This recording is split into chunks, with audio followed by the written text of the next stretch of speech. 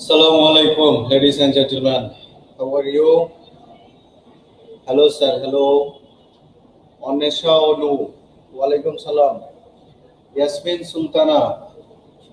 Walaikum salam. Welcome back, sir. Thank you. Assalamu alaikum. Good afternoon. Assalamu alaikum, sir. Shubho Sandhya. Shomika sir. Walaikum salam. কেমন আছেন? ভালো আছি। আপনি ভালো আছেন? আসসালামু আলাইকুম স্যার। ওয়ালাইকুম সালাম। অসাধারণ মিষ্টি হাসি স্যারের। Thank you. লিপি, আপনার শরীর এখন কেমন? হ্যাঁ, ভালো আছি আমি। আগে মাঝে দিয়ে একটু অসুস্থ ছিলাম, বাট এখন সম্পূর্ণ সুস্থ আছি। ওকে, নাও আমরা হচ্ছে লেকচার নাম্বার 3 সম্ভবত, নাকি?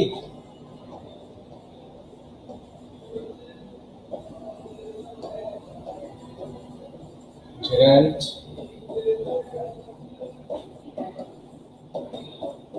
participle। নেত্রকোনা থেকে রিনা আক্তার নেত্রকোনা থেকে আপনাকে স্বাগতম।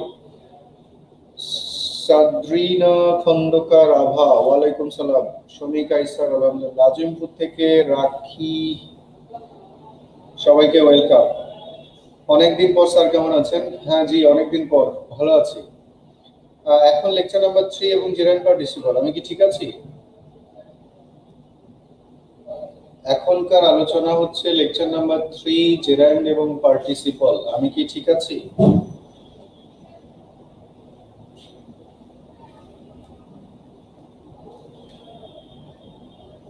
লেট মি নো, এখন ক্লাস লেকচার নাম্বার 3 কিনা, জেরান্ড এবং পার্টিসিপল কিনা?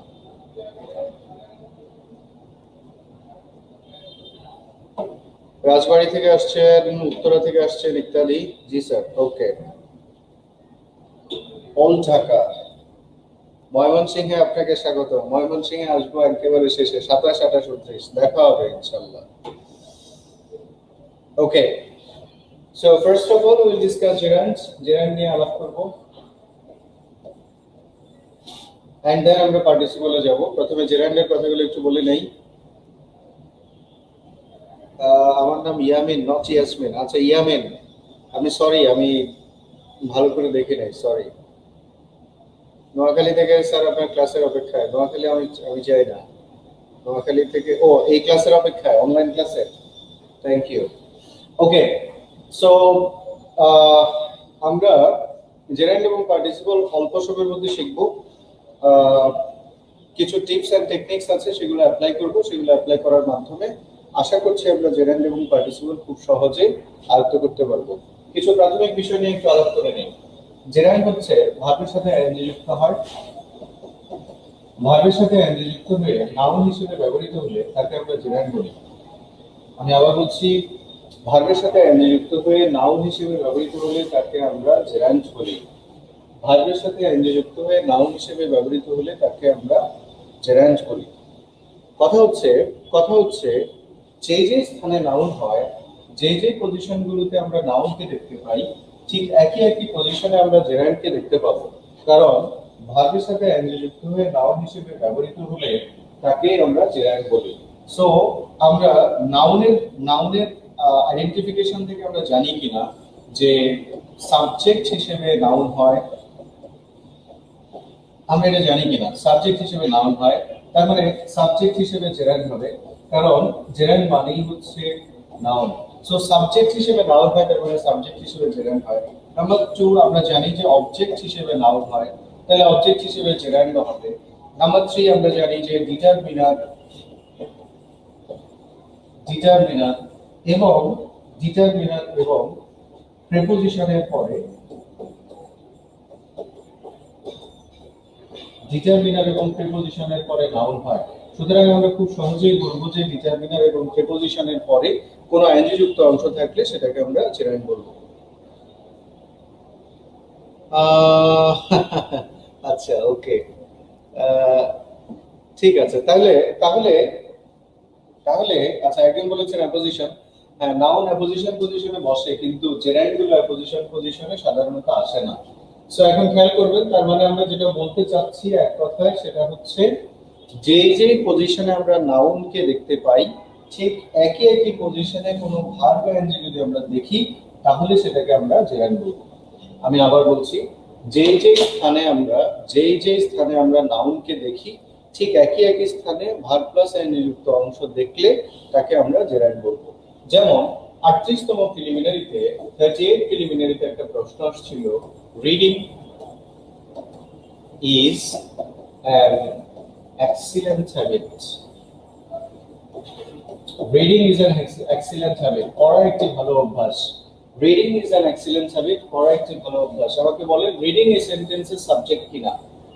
Look at the board. Reading এই সেন্টেন্সের সাবজেক্ট কিনা। Reading is an excellent habit, পড়া একটি ভালো অভ্যাস। এখানে রিডিং এই সেন্টেন্সের সাবজেক্ট কিনা। ভার্ব প্লাস আইএনজি যুক্ত হয়েছে এবং এটা সাবজেক্ট, সাবজেক্ট পজিশনে নাউন হয়। সো রিডিং এখানে সাবজেক্ট হিসেবে ব্যবহৃত হওয়ার কারণে, ভার্বের সাথে আইএনজি যুক্ত হওয়ার কারণে এই রিডিংটাকে আমরা বলছি জেরান্ড, বিকজ এটা সাবজেক্ট, ভার্বের সাথে আইএনজি যুক্ত হয়েছে এবং বিকজ এটা সাবজেক্ট, সুতরাং এটা জেরান্ড। তাই যে প্রিলিমিনারিতে এসেছে। 41st বিসিএস এরকম একটা প্রশ্ন এসেছে সম্ভবত, they were tired of waiting. এরকম এইটাই না, তবে এরকম কোন একটা প্রশ্ন 41st এ সম্ভবত এসেছে। They were tired of waiting, তারা অপেক্ষা করার কারণে ক্লান্ত হয়েছে বা অপেক্ষা করতে করতে তারা ক্লান্ত হয়েছে। অফটা প্রিপোজিশন কিনা, প্রিপোজিশন কিনা, অফ প্রিপোজিশন কিনা, প্রিপোজিশনের পরে আছে। সো প্রিপোজিশনের পরে জেনারেলি নাউন হয়, নাউন বা প্রোনাউন হয়। এখন ভার্ব প্লাস এনজি যুক্ত হয়ে এটা হয়েছে, সুতরাং প্রিপোজিশনের পরে ওয়েটিং এই শব্দটাকে আমরা বলছি জেরান্ড। বুঝতে পারছেন সবাই? যে যে স্থানে নাউন হয় সেই সেই স্থানে জেরান্ড হতে পারে। কিংবা আমি যদি বলি she loves my cooking, she loves my cooking, সে আমার রান্না করা কি করে, পছন্দ করে। শি লাভস মাই কুকিং, আমার রান্না করা সে পছন্দ করে। মাই ডিটারমিনার কিনা, ডিটারমিনার কিনা মাই। পসেসিভ ডিটারমিনারের ক্লাস করেছেন কিনা আমি জানি না। পসেসিভ গুলো ডিটারমিনার, সেন্ট্রাল ডিটারমিনার বলা হয় এগুলোকে। পসেসিভস আর সেন্ট্রাল ডিটারমিনার। মাই এখানে একটা ডিটারমিনার এবং মাইকে আমরা সেন্ট্রাল ডিটারমিনার বলি। মাইকে আমরা সেন্ট্রাল ডিটারমিনার বলি। সো মাই একটা পসেসিভ, পসেসিভ এবং সেন্ট্রাল ডিটারমিনার। মাইয়ের পরে থাকার কারণে ভার্ব প্লাস এনজি কুকিং, ডিটারমিনারের পরে থাকার কারণে কুকিং শব্দটাকে আমরা জেরান্ড বলছি। যদি এরকম হয়, হি হেটস চিটিং, হি হেটস চিটিং, সে প্রতারণা করাকে অপছন্দ করে অথবা সে প্রতারণা করাকে ঘৃণা করে। অবজেক্টের সঙ্গে আমরা বলি, অবজেক্টের সঙ্গে আমরা বলি ভার্বকে কি বা কাকে দিয়ে প্রশ্ন করে ভার্বের শেষে উত্তর পেলে তাকে আমরা অবজেক্ট বলি। ভার্বকে কি বা কাকে দিয়ে প্রশ্ন করে ভার্বের শেষে উত্তর পেলে তাকে আমরা অবজেক্ট বলি। এখানে হেটসটা ভার্ব, হেটস মানে ঘৃণা করা। হি হেটস চিটিং, সে প্রতারণা করা অপছন্দ করে। হেটস কে যদি কি দিয়ে প্রশ্ন করা হয়, সে কি অপছন্দ করে অথবা সে কি ঘৃণা করে, হি হেটস হোয়াট, সে কি ঘৃণা করে, উত্তর হচ্ছে চিটিং। কি দিয়ে প্রশ্ন করে ভার্বের শেষে আমরা উত্তর পাচ্ছি। সো এই চিটিংটাকে আমরা বলছি অবজেক্ট। অবজেক্ট হওয়ার কারণে এটাকে আমরা নাউন বলছি, এবং যেহেতু এটা একটা ভার্ব এবং তার শেষে এনজি যুক্ত হয়েছে, সেহেতু চিটিং শব্দটাকে আমরা বলছি জেরান্ড। সুতরাং এক কথায় আমি যদি বলি যে যে স্থানে, সুতরাং এক কথায় আমরা যদি বলি তাহলে আমরা বলবো যে যে স্থানে নাউন হয় ঠিক একই একই পজিশনে জেরান্ড হয়। জেরান্ড মানে হচ্ছে নাউন ভার্বের সাথে এনজি যুক্ত হয়ে নাউন এবং ভার্বের কাজ করলে তাকে আমরা জেরান্ড বলি। সুতরাং সুতরাং যে যে স্থানে নাউন ব্যবহৃত হতে পারে একই একই পজিশনে জেরান্ড ব্যবহৃত হতে পারে। বলেন, প্রাথমিক এই কনসেপ্ট কি সবাই ক্লিয়ার হতে পেরেছেন? প্রাথমিক এই কনসেপ্টে কি সবাই ক্লিয়ার হতে পেরেছেন?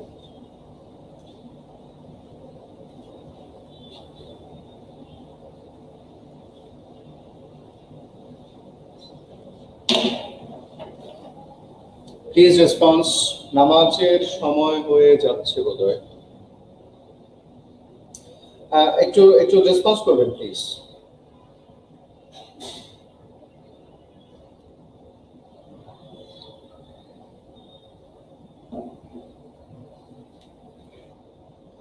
Okay, now, so what about participle?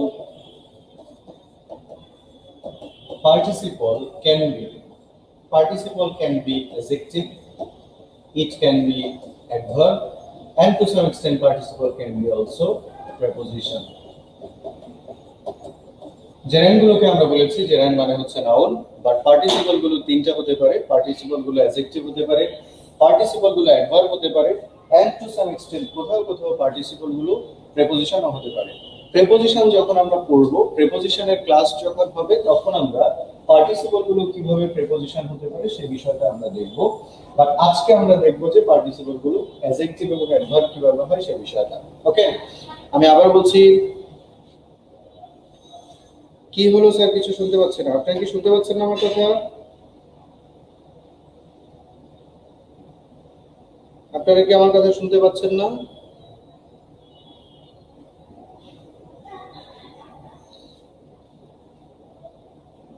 আচ্ছা ঠিক আছে, টাইম নামাজের টাইম বাড়াই দিব যেহেতু আপনি রোজা আছেন, সমস্যা নেই। এখন আমাকে বলেন যে আমাকে শুনতে পাচ্ছেন কিনা।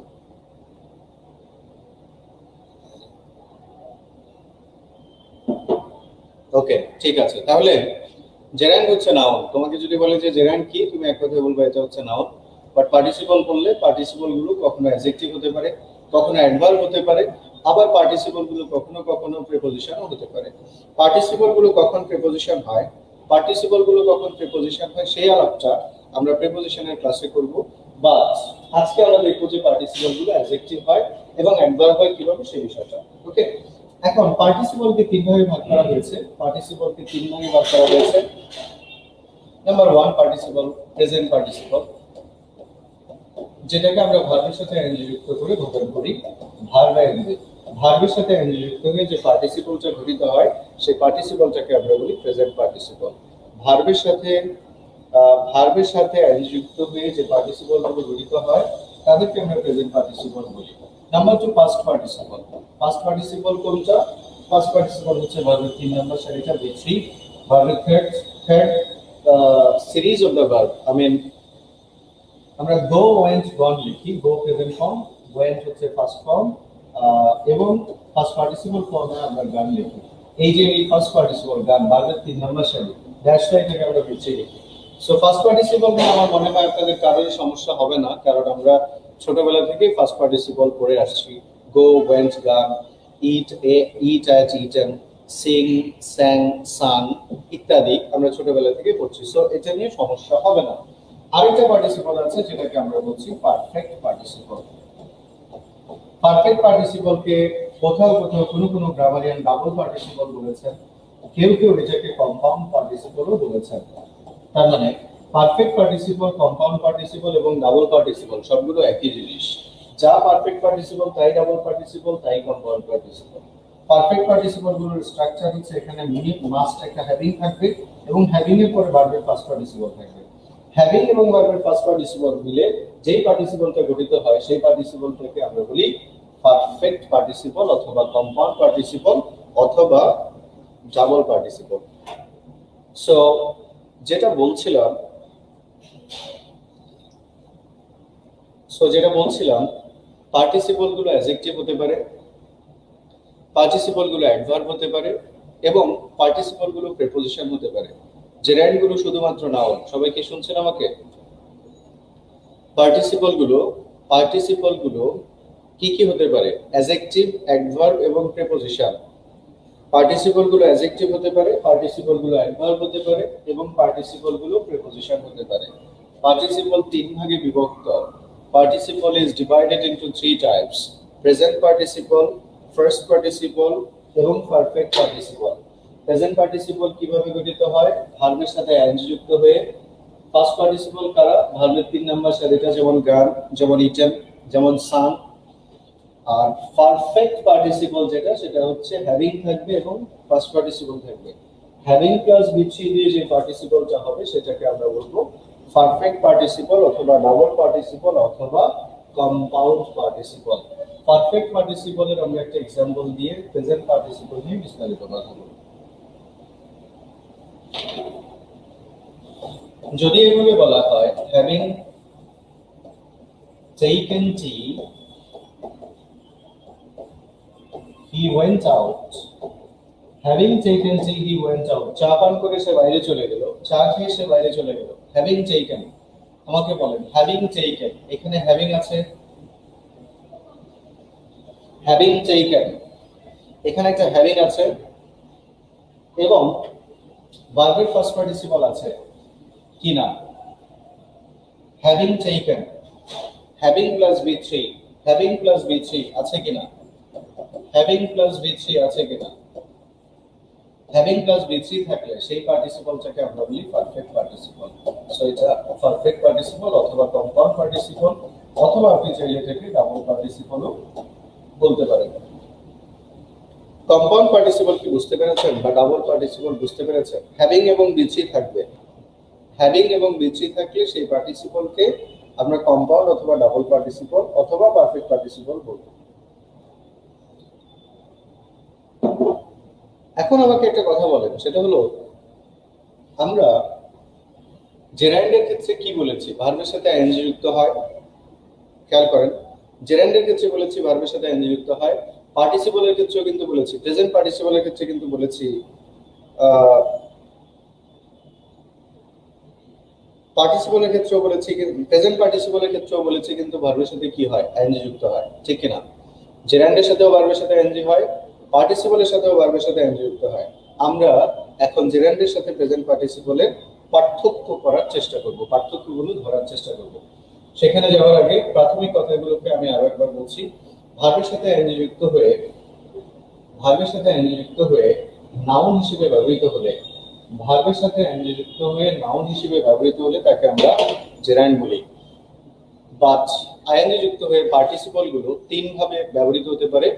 অ্যাডজেক্টিভ হিসেবে ব্যবহৃত হতে পারে, অ্যাডভার্ব হিসেবে ব্যবহৃত হতে পারে, or they can be also used as preposition, preposition হিসেবে ব্যবহৃত হতে পারে। প্রেপোজিশন হিসেবে যে পার্টিসিপল গুলো ব্যবহৃত হয় সেটা আমরা প্রেপোজিশনের ক্লাসে শিখবো, বাট আজকে আমরা অ্যাডজেক্টিভ এবং অ্যাডভার্ব কিভাবে হয় সেটা জানবো। আরেকটা বিষয় হচ্ছে পার্টিসিপল তিন ভাগে বিভক্ত: প্রেজেন্ট পার্টিসিপল, পাস্ট পার্টিসিপল এবং পারফেক্ট পার্টিসিপল। কেমন? সো প্রেজেন্ট পার্টিসিপল হচ্ছে ভার্বের সাথে এনজি যুক্ত হয়ে গঠিত হয়। ফার্স্ট পার্টিসিপল গুলো আমরা ছোটবেলা থেকে জানি, আমরা ছোটবেলা থেকে পড়ছি, ভার্বের 3 নাম্বার সারিটা। আর পারফেক্ট পার্টিসিপল যেটা, সেটা হচ্ছে হ্যাভিং প্লাস বি3। এই পর্যন্ত যা বললাম, এই বেসিক কথাগুলোর মধ্যে কারো কোনো অসুবিধা আছে বুঝতে?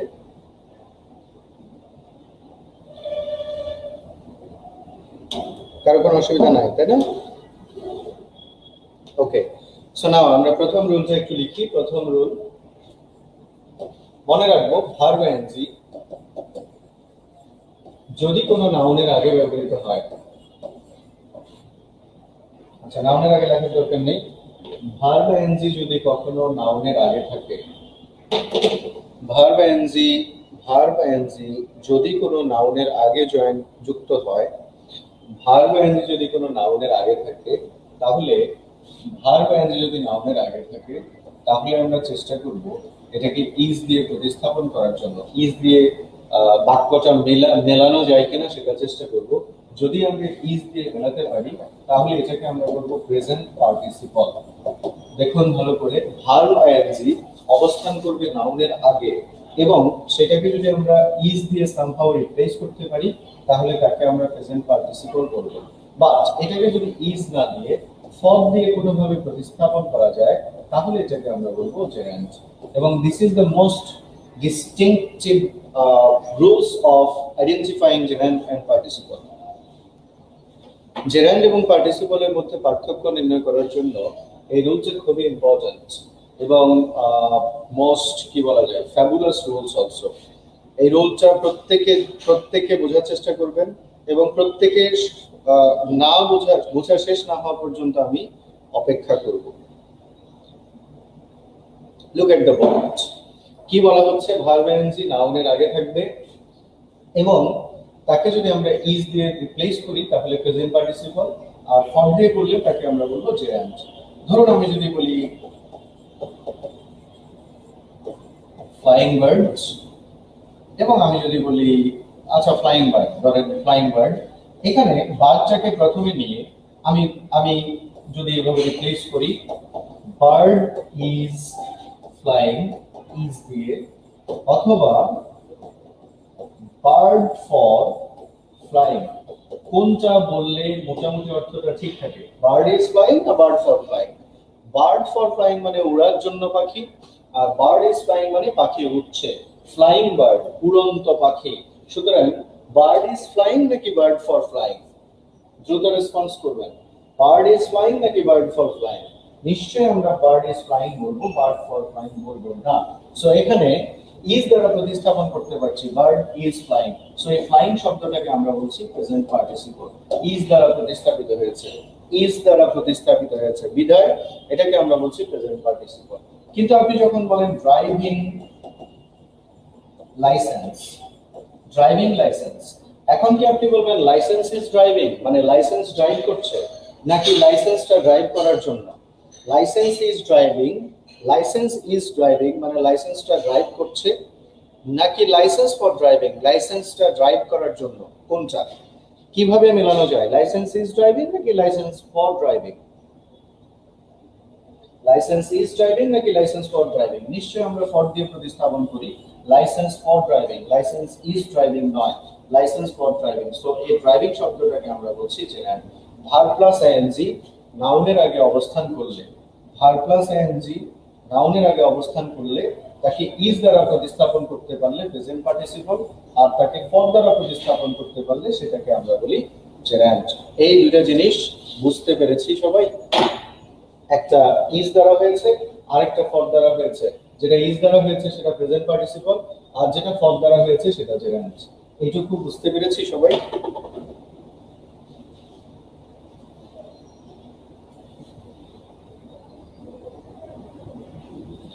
নামাজের সময় না আপনারা বললেন 40-এ 6টা, এখন আবার কেন?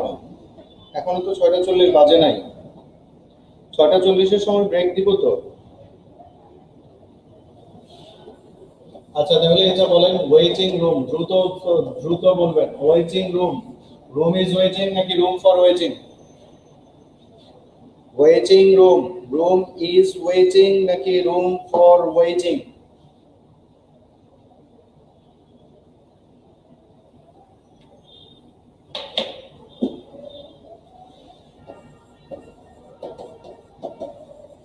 Wedding guest,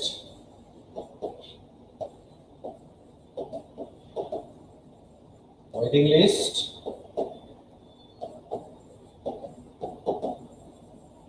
rising sun,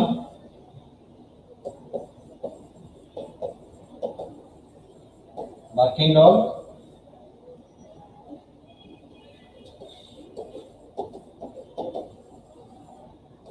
writing table,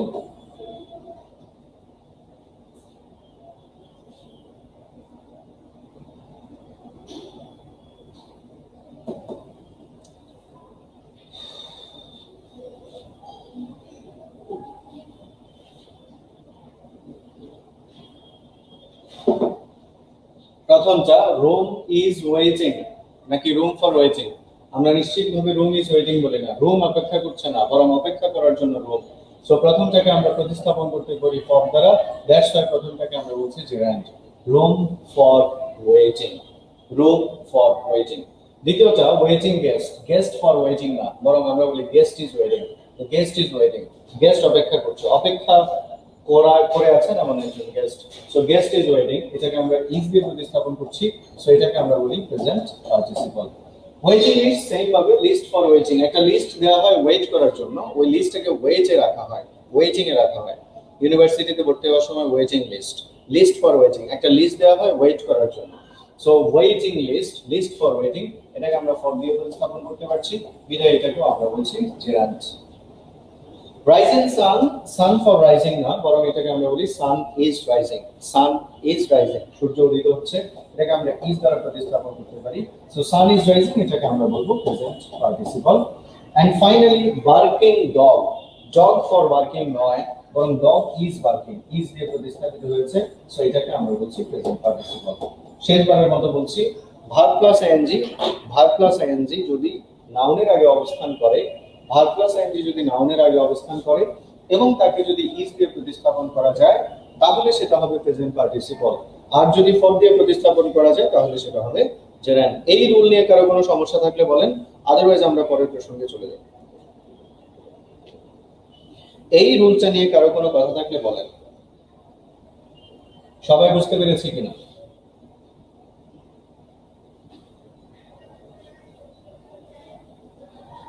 এখানে আরেকটা কথা আপনাদেরকে বলি, ড্রাইভিং লাইসেন্স কিংবা সুইমিং পুল, সুইমিং পুল, আপনারা যদি রেনান মার্টিনের বই পড়েন, রেনান মার্টিনের high school English grammar and composition পড়েন, অথবা পিসি দাসের বই যদি পড়েন, সেখানে জেরান্ড অধ্যায়টা দেখেন, এই কথাটা স্পষ্ট লেখা আছে সেখানে, swimming pool, pool for swimming. So swimming কিন্তু এখানে জেরান্ড। এবং এবং যদি পরীক্ষায় কখনো জানতে চাওয়া হয় সুইমিং কি নাউন নাকি অ্যাডজেক্টিভ, অবশ্যই উত্তর দিতে হবে নাউন। এটা পুরাটা কিন্তু একটা কম্পাউন্ড নাউন, পুরাটা একটা কম্পাউন্ড নাউন। এখানে সুইমিং কে আলাদা করে আপনি অ্যাডজেক্টিভ বলতে পারবেন না, বিকজ পুল ফর সুইমিং। আমরা একটু মিস্টেক করি এখানে, পুল, সুইমিং পুল, পুলের আগে থেকে পুলকে মডিফাই করছে মনে করে আমরা অনেকেই এটাকে অ্যাডজেক্টিভ বলে চালাই দিতে চাই, বাট মনে রাখবো এটা কম্পাউন্ড নাউনের অংশ এবং এটা নাউন এবং এটাকে ফর দিয়ে প্রতিস্থাপন করা যায়, দ্যাটস হোয়াই এটা জেরান্ড, এটাকে অ্যাডজেক্টিভ বলা যাবে না। ঠিক আছে, সবাই বুঝতে পেরেছি? Should I go for the next rule? Yes, sir. So should I go for the next rule?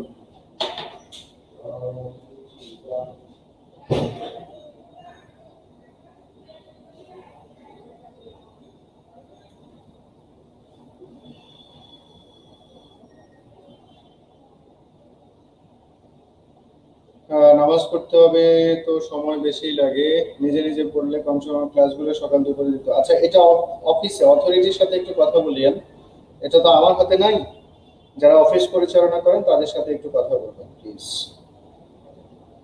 Should I go for the next rule? Okay, দ্বিতীয় নাম্বার রুলে যাচ্ছি, rule number 2।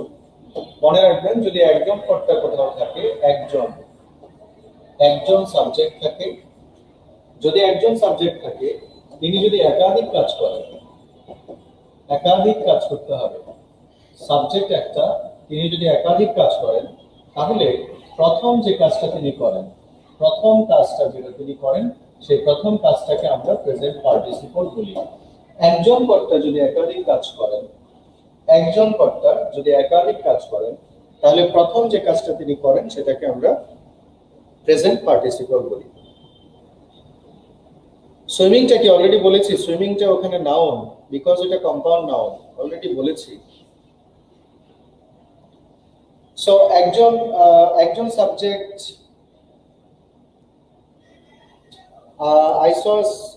I saw swimming snake, এখানে সুইমিংটা হচ্ছে present participle, because snake is swimming. ওই যে verb plus ING নাউনের আগে অবস্থান করলে ইজ এবং ফর দিয়ে প্রতিস্থাপন করতে হয়। সো এখানে snake is swimming, snake for swimming না। ভার্ব প্লাস আইএনজি দেখেন স্নেকের আগে আছে, ভার্ব প্লাস আইএনজি নাউনের আগে থাকলে আমরা মাত্র পড়েছি সেটাকে ইজ অথবা ফর দিয়ে প্রতিস্থাপন করতে হয়। সুইমিং পুলের মধ্যে আমরা পুল ফর সুইমিং বলছি, বাট সুইমিং স্নেক যখন বলছি তখন snake is swimming, snake swim করছে, সো এটা প্রেজেন্ট পার্টিসিপল। ওকে, সো এটা দেখেন, একজন কর্তা যদি একাধিক কাজ করেন তাহলে প্রথম তিনি যে কাজটা করবেন সেই প্রথম কাজটাকে আমরা বলি প্রেজেন্ট পার্টিসিপল। আমি আবার বলছি, একজন কর্তা একাধিক কাজ করলে তিনি প্রথম যে কাজটা করবেন, একজন কর্তা একাধিক কাজ করলে তিনি প্রথম যে কাজটা করবেন সেই কাজটাকে আমরা বলি প্রেজেন্ট পার্টিসিপল। যদি এটা বলা হয় sitting on a chair, my mother took her medicine. Sitting on a chair, my mother took her medicine. চেয়ারে বসে আমার মা ওষুধ খেলেন। Please notice, Try to give your full heed to the smart board. Sitting on a chair, my mother took her medicine. চেয়ারে বসে আমার মা ওষুধ খেয়েছেন। চেয়ারে বসে আমার মা ওষুধ খেয়েছেন। আমাকে বলেন তো চেয়ারে বসছেন কে? Sitting on a chair, my mother took her medicine.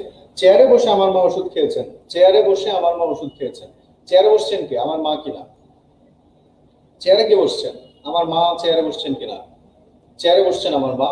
ওষুধ কে খাইছেন?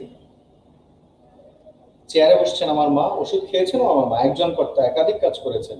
যে কাজটা প্রথমে করেছেন, কোন কাজটা প্রথমে করেছেন? আগে তিনি চেয়ারে বসছেন, পরে তিনি ওষুধ খাইছেন। যে কাজটা আগে করছেন সেই আগের কাজটাকে আমরা বলি প্রেজেন্ট পার্টিসিপল। একজন কর্তা একাধিক কাজ সম্পাদন করলে যে কাজটা তিনি আগে করবেন, সেই প্রথম কাজটাকে আমরা বলি প্রেজেন্ট পার্টিসিপল। আবার বলছি, একজন কর্তা একাধিক কাজ করলে যে কাজটা তিনি প্রথম করবেন সেই কাজটাকে আমরা বলি প্রেজেন্ট পার্টিসিপল। যদি বলা হয় যে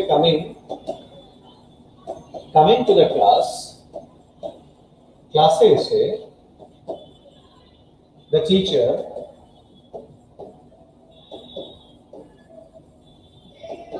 taught us English. ক্লাসে এসে শিক্ষক আমাদেরকে ইংলিশ শিখিয়েছেন। Coming to the class, the teacher taught us English. ক্লাসে এসে শিক্ষক আমাদেরকে ইংলিশ শিখিয়েছেন। ক্লাসে এসেছেন কে? ক্লাসে এসেছেন কে? শিক্ষক। ইংলিশ শিখিয়েছেন কে? শিক্ষক। দুটা কাজ করেছেন। শিক্ষক ক্লাসেও আসছেন, ইংলিশও শিখাইছেন, দুটা কাজ করেছেন। প্রথম শিক্ষক কি করছেন? ক্লাসে আসছেন। দুটা কাজের মধ্যে যে কাজটা আগে হয়, কামিংটা আগে হয়েছে। কামিং টু দ্য ক্লাস, ক্লাসে এসেছেন। The teacher taught us English, শিক্ষক আমাদেরকে ইংলিশ শিখিয়েছেন। আগে তিনি ক্লাসে এসেছেন, পরে তিনি ইংলিশ শিখেছেন। যে কাজটা আগে হয় সেই আগের কাজটাকে আমরা বলি প্রেজেন্ট পার্টিসিপল। সো এখানে কামিংকে আমরা বলছি প্রেজেন্ট পার্টিসিপল। বোঝা গেল, একজন কর্তা একাধিক কাজ করলে যে কাজটা তিনি আগে করেন সে আগের কাজটাকে আমরা প্রেজেন্ট পার্টিসিপল বলি। বাট এখানে একটু ঝামেলা হবে যদি এখানে দেখেন আফটার যুক্ত করে দিই। After coming to the class, the teacher taught us English. ক্লাসে আসার পর শিক্ষক আমাদেরকে ইংলিশ শিখিয়েছেন। দেখেন, আফটার যুক্ত করার পরে, after coming to the class, ক্লাসে আসার পরে শিক্ষক আমাদেরকে ইংলিশ শিখিয়েছেন।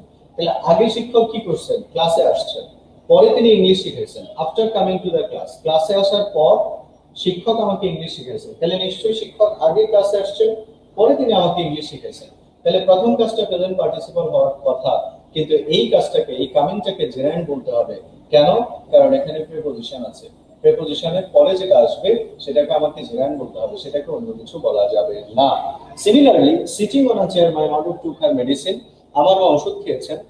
আগে তিনি চেয়ারে বসছেন। সিটিংটা প্রেজেন্ট পার্টিসিপল, কারণ এটা তিনি আগে করেছেন। কিন্তু সিটিং এর আগে যদি সামহাউ আপনি বাই লিখেন, by sitting on a chair, my mother took her medicine, by লেখার কারণে, প্রিপোজিশনের পরে থাকার কারণে কাজটা আগে হওয়ার পরেও এটাকে প্রেজেন্ট পার্টিসিপল বলা যাবে না, বরং এটাকে বলতে হবে gerund. So have you got the clear concept? Ladies and gentlemen, please try to notice and try to respond. Have you got a very clear concept about this rule?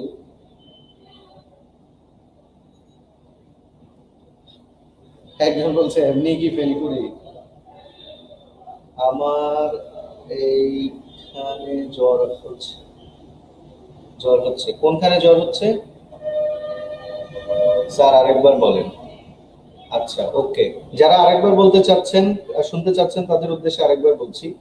আমাকে বলেন তো, আচ্ছা এটা মুছে ফেলি।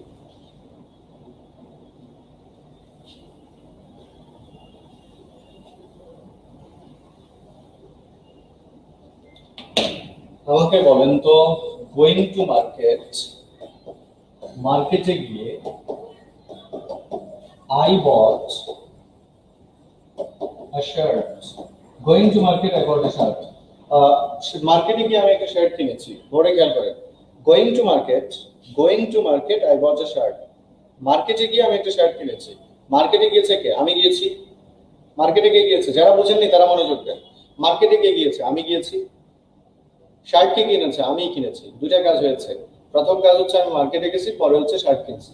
যে কাজটা আগে হয়, গোয়িংটা আগে হয়েছে, এই গোয়িংটাকে আমরা বলছি প্রেজেন্ট পার্টিসিপল। এটা কি বুঝছেন? Going to market, I bot a shirt. মার্কেটে গিয়ে শার্ট কিনেছি, মার্কেটেও আমি গেলাম, শার্টও আমি কিনলাম। একজন কর্তা একাধিক কাজ করেছেন।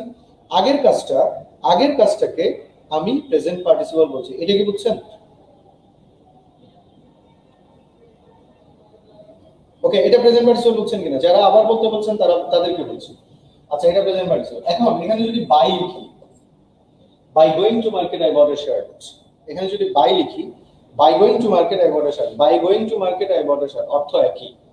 মার্কেটে গিয়ে আমি শার্ট কিনেছি, অর্থ একই। তাহলে এখনো তো আগে কাজটা কোনটা হচ্ছে? মার্কেটে যাওয়াটা আগে হচ্ছে, কিন্তু তারপরেও এটাকে প্রেজেন্ট পার্টিসিপল না বলে আমাকে জেরান্ড বলতে হবে, কারণ এটা প্রিপোজিশন। প্রিপোজিশনের পরে তো জেরান্ড ছাড়া অন্য কিছু না হয় না। সো এটা বাই প্রিপোজিশনের পরে হওয়ার কারণে গোয়িংটাকে আমি জেরান্ড বলবো। আর যদি বাইটা না থাকে, প্রিপোজিশন না থাকে, তাহলে আমি এটাকে প্রেজেন্ট পার্টিসিপল বলবো। ঠিকই আছে, বলেন এখন বুঝছেন কিনা?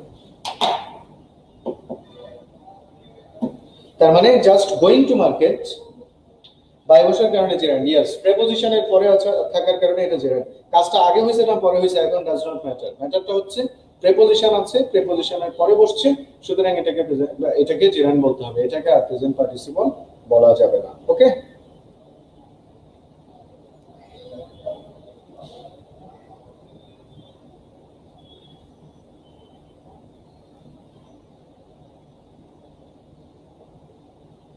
ঠিক আছে। তাহলে এখন পরের প্রসঙ্গে যাওয়া যায়। আচ্ছা, নামাজের ব্রেক দিব কি এখন? এখন কি নামাজের ব্রেক দিব? নামাজের ব্রেক কি এখন দিব নাকি আর পরে? Should we take a break right now?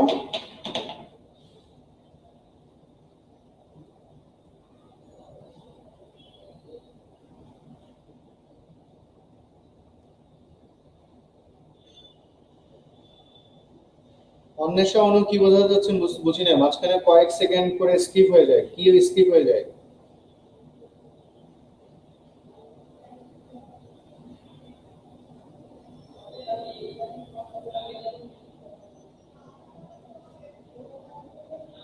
Five minute পরে, ওকে ঠিক আছে, 5 মিনিট পরে দিচ্ছি। ওকে ঠিক আছে, 5 মিনিট পরে দিচ্ছি। আচ্ছা, তাহলে রুল নাম্বার 3টা আমরা একটু পড়ে নিব এই সুযোগে। রুল নাম্বার 3 আমাকে বলেন তো, অবজেক্ট হলে সেটা জেরান্ড হয় কিনা? 5 মিনিট সময় খুব কম, প্লিজ দ্রুত বলেন। অবজেক্ট হলে জেরান্ড হয় কিনা?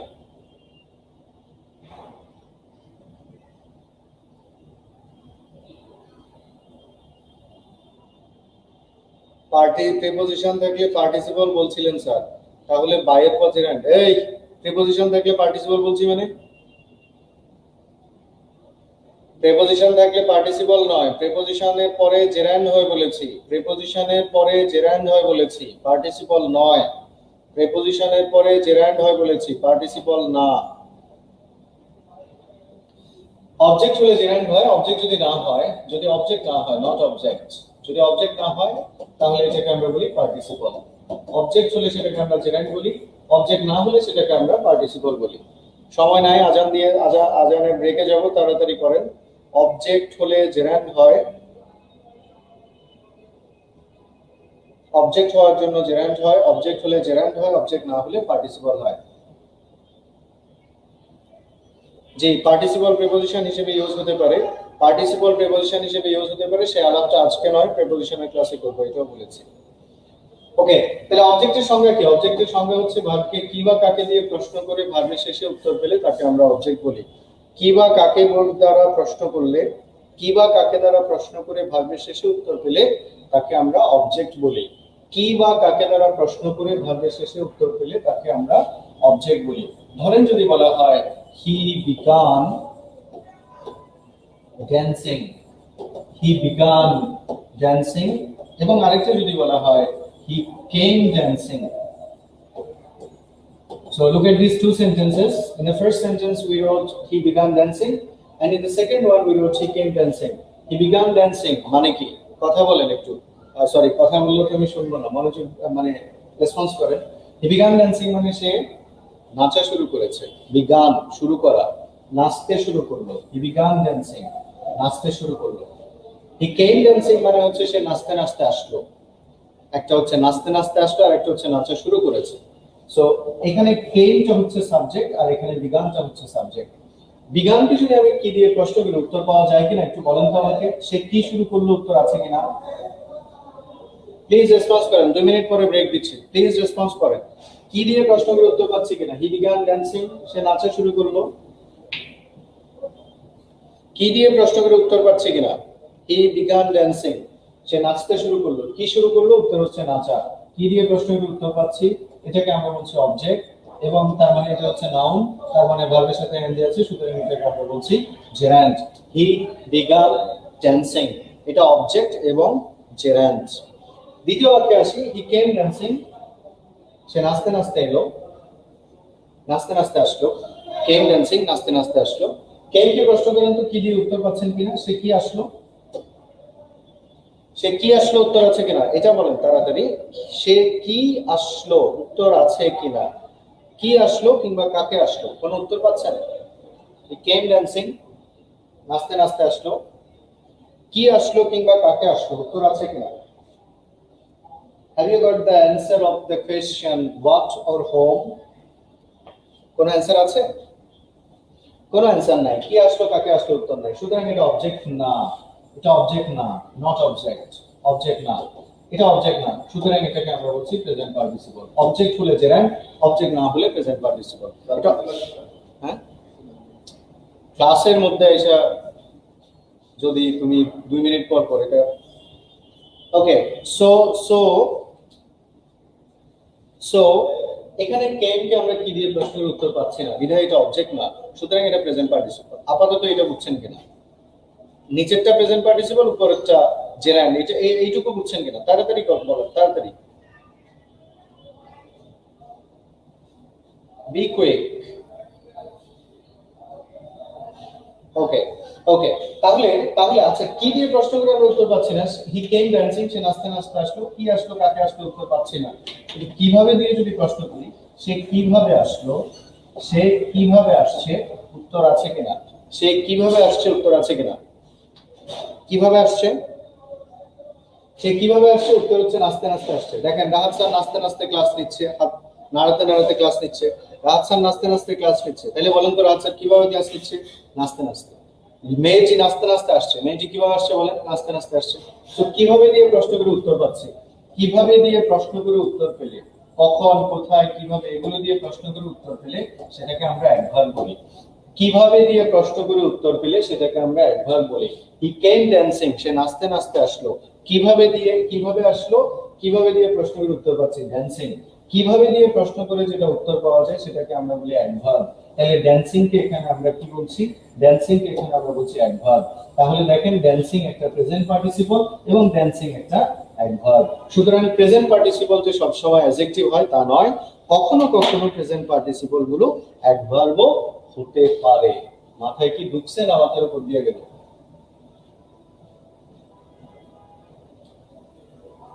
আমি আরেকটা এক্সাম্পল দিচ্ছি যারা বুঝেন নাই তাদের জন্য, যারা বুঝেন নাই তাদের জন্য আরেকটা এক্সাম্পল দিচ্ছি। Reza ran singing, Reza ran singing এই বাক্যের অর্থ হচ্ছে রেজা গাইতে গাইতে দৌড়ালো। রেজা গান গাইতে গাইতে দৌড়ালো। রেজা গান গাইতে গাইতে দৌড়ালো। ওকে, আমরা দেখি কি দিয়ে প্রশ্নগুলো উত্তর আসে কিনা। রেজা কি দৌড়ালো উত্তর আছে, অথবা কাকে দৌড়ালো উত্তর আছে? রেজা কি দৌড়ালো অথবা রেজা কাকে দৌড়ালো উত্তর আছে কিনা? হ্যাঁ, ব্রেক দিচ্ছি, ব্রেক এই লাইনটার পরে ব্রেক দিচ্ছি। রেজা কি দৌড়ালো, রেজা কাকে দৌড়ালো উত্তর আছে কিনা? তাড়াতাড়ি বলেন।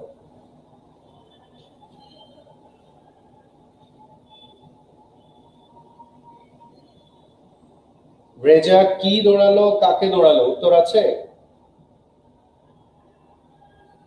রেজা কি দৌড়ালো রেজা কাকে দৌড়ালো উত্তর নাই। তাহলে এটা অবজেক্ট না, সিঙ্গিংটা এখানে অবজেক্ট না, সিঙ্গিংটা এখানে অবজেক্ট না, সুতরাং সিঙ্গিংটা এখানে প্রেজেন্ট পার্টিসিপল। ওকে, অবজেক্ট হলে জেরান্ড হতো, যেহেতু অবজেক্ট না সেহেতু এটা প্রেজেন্ট পার্টিসিপল। এখন র্যানকে যদি আমরা কিভাবে দিয়ে প্রশ্ন করি উত্তর পান কিনা? রেজা কিভাবে দৌড়ালো উত্তর আছে কিনা?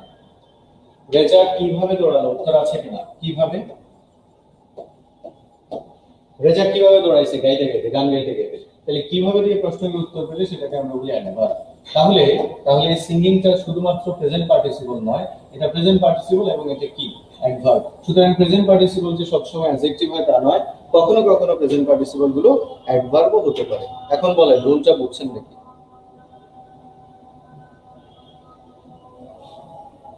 বুঝছেন নাকি বলেন?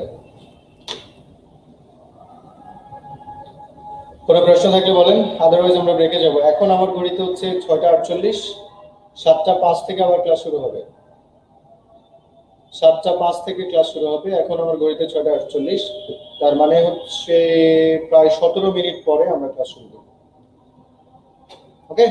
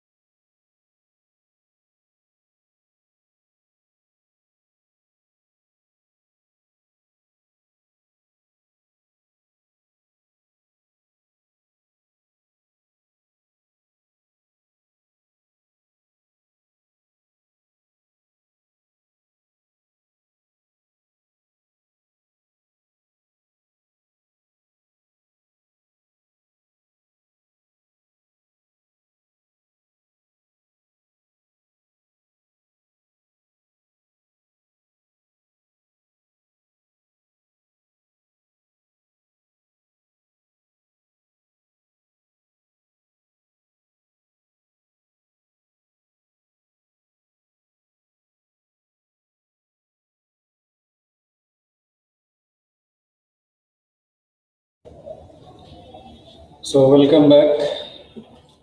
আমাকে শোনা যাচ্ছে?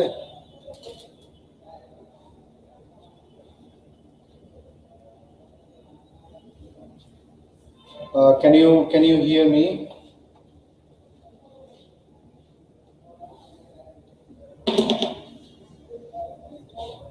আমাকে শোনা যাচ্ছে কিনা একটু জানান।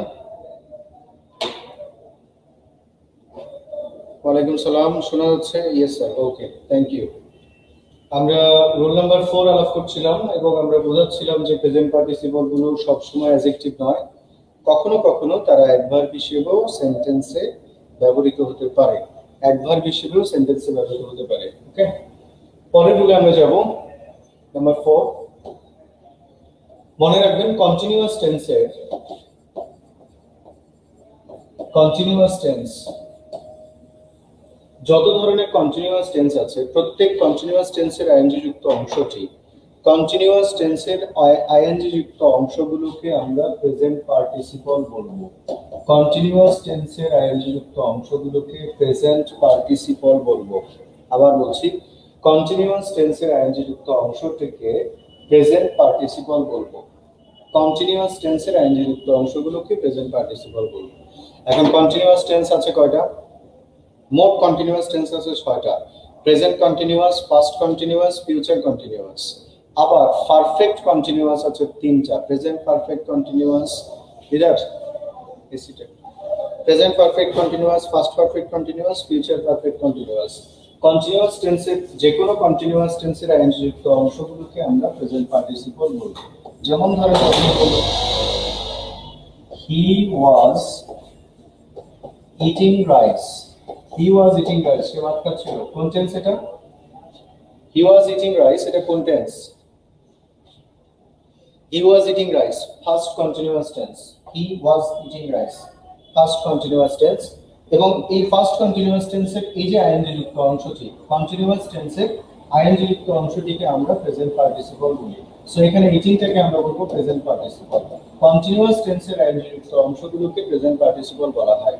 Whatever the continuous is, present, past অথবা ফিউচার, যে কোনো কন্টিনিউয়াস টেন্সের আইএনজি যুক্ত অংশটিকে আমরা প্রেজেন্ট পার্টিসিপল বলবো। কিংবা আমি যদি বলি যে ইট had been raining since Friday. It had been raining since Friday. শুক্রবার থেকে বৃষ্টি হচ্ছিল, শুক্রবার থেকে বৃষ্টি হচ্ছিল।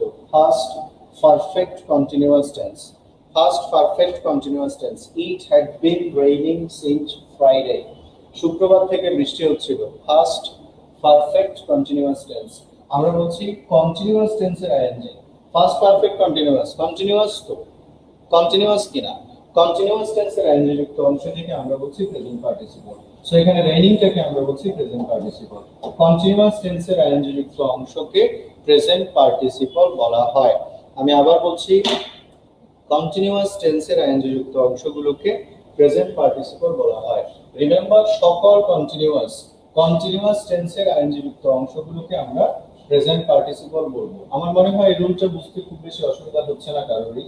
যত কন্টিনিউয়াস টেন্স আছে সবগুলোর আইএনজি যুক্ত অংশগুলোকে আমরা প্রেজেন্ট পার্টিসিপল বলবো।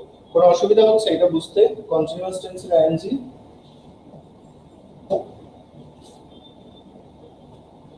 কোনো অসুবিধা হচ্ছে বুঝতে? অসুবিধা হলে বলেন। কন্টিনিউয়াস টেন্সের আইএনজি যুক্ত অংশটিকে প্রেজেন্ট পার্টিসিপল বলবো। বুঝতে অসুবিধা হলে বলেন।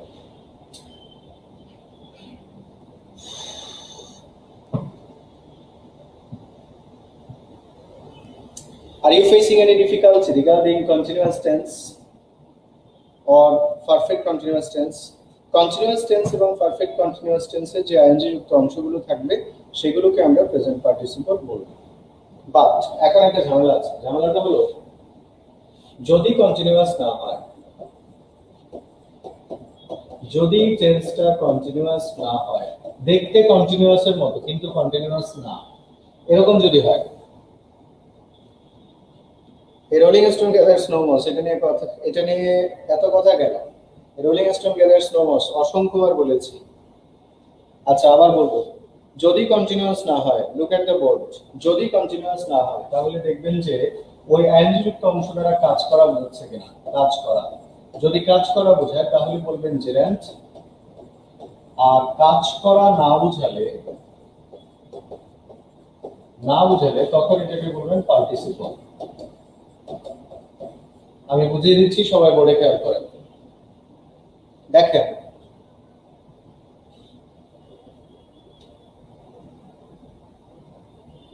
সো সবাই একটু খেয়াল করেন, আমরা বলছি যদি কন্টিনিউয়াস টেন্স হয়, কন্টিনিউয়াস টেন্স হলে সেটা কি? কন্টিনিউয়াস টেন্স হলে সেটাকে আমরা বলছি প্রেজেন্ট পার্টিসিপল। ওকে, কন্টিনিউয়াস টেন্সের আইএনজি কে আমরা বলছি প্রেজেন্ট পার্টিসিপল। কিন্তু যদি সেটা কন্টিনিউয়াস না হয়, তাহলে আমরা দেখব কাজ করা বোঝাচ্ছে কিনা। যদি কাজ করা বোঝায় তাহলে তাকে আমরা জেরান্ড বলবো, যদি কাজ করা না বোঝায় তাহলে তাকে আমরা বলবো প্রেজেন্ট পার্টিসিপল। আমি আবার বলছি আপনাদের সুবিধার্থে, যদি কন্টিনিউয়াস টেন্স হয়, কন্টিনিউয়াস টেন্স হলে আমাদের কোনো অসুবিধা নাই, কোনো সমস্যা নাই। কন্টিনিউয়াস টেন্স হলে আমরা এক কথায় তাকে প্রেজেন্ট পার্টিসিপল বলে দিব। কিন্তু যদি সে কন্টিনিউয়াস না হয় তাহলে আমরা দেখবো যে তাকে দ্বারা কি কাজ করা বোঝাচ্ছে কিনা। যদি কাজ করা বোঝায় তাহলে তাকে আমরা জেরান্ড বলবো, যদি কাজ করা না বোঝায় তাহলে আমরা তাকে প্রেজেন্ট পার্টিসিপল বলবো। ওকে, লুক এট দ্য বোর্ড। আমি কিছু এক্সাম্পল দেওয়ার চেষ্টা করছি এখানে। His hobby is reading. His hobby is reading. Look at the board. His hobby is reading. তার শখ হচ্ছে পড়া। His hobby is reading. তার শখ হচ্ছে পড়া। এই বাক্যটা কি কন্টিনিউয়াস কিনা? His hobby is reading. Is it continuous or not, ladies and gentlemen? His hobby is reading. তার শখ হচ্ছে পড়া। এটা কন্টিনিউয়াস কিনা? His hobby is reading. এটা কি কন্টিনিউয়াস কিনা?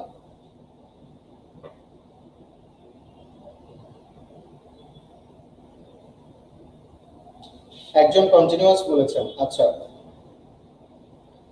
এখানে এটা কন্টিনিউয়াস না। আচ্ছা, আপনারা যদি কেউ কমপ্লিমেন্ট চিনেন, লিঙ্কিং ভার্বের পরে কমপ্লিমেন্ট থাকে, যদি কেউ কমপ্লিমেন্ট চিনেন তাহলেও বুঝবেন। আর যদি কমপ্লিমেন্ট না চিনেন তাহলে আমজনতার মতো করে জানেন। আমজনতার মতো করে যদি বলি তাহলে কন্টিনিউয়াস টেন্স দ্বারা কাজটা কি বোঝায়? অনবরত চলছে কোনো কাজ, অনবরত চলমান বোঝায়। কন্টিনিউয়াস দ্বারা কি বোঝায়? কাজটা চলছে, অনবরত রানিং, অনবরত গোয়িং, রানিং, মানে কাজটা অনবরত আছে, সেটাকে আমরা কন্টিনিউয়াস বলি। কাজটা অনবরত না চললে সেটাকে আমরা কন্টিনিউয়াস বলি না। হিজ হবি ইজ রিডিং, এটা মানে হচ্ছে তার শখ হচ্ছে পড়া। কাজটা কি অনবরত চলছে? কাজটা তো অনবরত চলছে না। আমরা যখন বলি সে পড়ছে, খেলছে, গাইছে, এবং অনবরত যখন কোনো কিছু চলমান বুঝায় তখন আমরা সেটাকে কন্টিনিউয়াস বলি। কিন্তু অনবরত যখন কাজটা একসাথে যখন অনবরত হয় না তখন তো আমরা তাকে কন্টিনিউয়াস বলি না। সুতরাং হিজ হবি ইজ রিডিং, তার শখ হচ্ছে পড়া, এটা কন্টিনিউয়াস না, কারণ এটা দ্বারা অনবরত চলছে না। আমরা বলেছি কন্টিনিউয়াস হলে চোখ বন্ধ করে প্রেজেন্ট পার্টিসিপল, কন্টিনিউয়াস হলে প্রেজেন্ট পার্টিসিপল। আমরা বলেছি কন্টিনিউয়াস না হলে তুমি দেখবা যে কাজ করা বোঝায় কিনা। যদি কাজ করা বোঝায় তাহলে জেরান্ড বলবা, যদি কাজ করা না বোঝায় প্রেজেন্ট পার্টিসিপল বলবা। তাহলে হিজ হবি ইজ রিডিং, এটা কন্টিনিউয়াস না, কন্টিনিউয়াস না। এখন রিডিং দ্বারা কিছু করা বোঝায় কিনা? ডুইং সামথিং আছে কিনা? কিছু করা আছে কিনা এখানে রিডিং এর মধ্যে? মানে রিডিং মানে কিছু করা আছে, কোনো কাজ করা আছে রিডিং এর মধ্যে? কিছু করা হয় রিডিং দ্বারা, কিছু করানো বোঝায়। রিডিং দ্বারা কিছু করা বোঝায় না? বোঝায় না। নিশ্চয়ই রিডিং দ্বারা কিছু করা বোঝায়, কিছু একটা হচ্ছে এখানে, কিছু করা, কোনো কাজ আছে এখানে, সেটা কন্টিনিউয়াস না এবং এটা দ্বারা কিছু করা বোঝায়। বিধায় এই রিডিং শব্দটাকে আমরা বলবো জেরান্ড। কাজ করা বোঝায়, কাজ করা বোঝায়, কন্টিনিউয়াস না এবং কাজ করা বোঝায়, দ্যাটস ওয়াই এটাকে আমরা বলবো জেরান্ড। কেমন? এখন যদি বলেন, আপনি বলেন যে the matter is interesting, the matter is interesting, বিষয়টি আনন্দদায়ক, এটা কি continuous tense? The matter is interesting, the matter is interesting, এটা কি continuous? The matter is interesting, এটা কি কন্টিনিউয়াস? না, কন্টিনিউয়াস না, কারণ এটা দ্বারা কাজটা অনবরত চলছে বোঝাচ্ছে না। এটা দ্বারা মানে হচ্ছে বিষয়টি আনন্দদায়ক, কন্টিনিউয়াস না। এখন আমাকে বলেন তো কন্টিনিউয়াস না হলে আমরা কি দেখি? কন্টিনিউয়াস না হলে আমরা দেখি যে এটা দ্বারা কাজ করা বোঝাচ্ছে কি না। ইন্টারেস্টিং দ্বারা কি কিছু করা বোঝায়? মানে ইন্টারেস্টিং মানে কি ডুইং সামথিং, কোনো কিছু হচ্ছে ইন্টারেস্টিং এর মধ্যে? ইন্টারেস্টিং দ্বারা কিছু করা বোঝায় না, সেটা কন্টিনিউয়াস না এবং এটা দ্বারা কিছু করাও বোঝায় না। দ্যাটস ওয়াই এটাকে আমরা বলি প্রেজেন্ট পার্টিসিপল। বুঝতে পেরেছেন কিনা? আমি আরো কিছু এক্সাম্পল দিব, সবাই মনোযোগ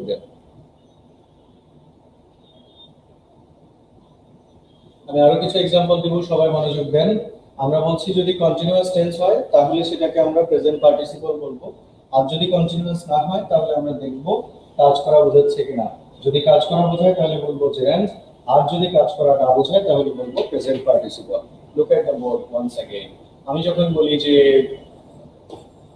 she is writing, she is writing, প্রত্যেকে রেসপন্স করেন she is writing, এটা কি কন্টিনিউয়াস কিনা?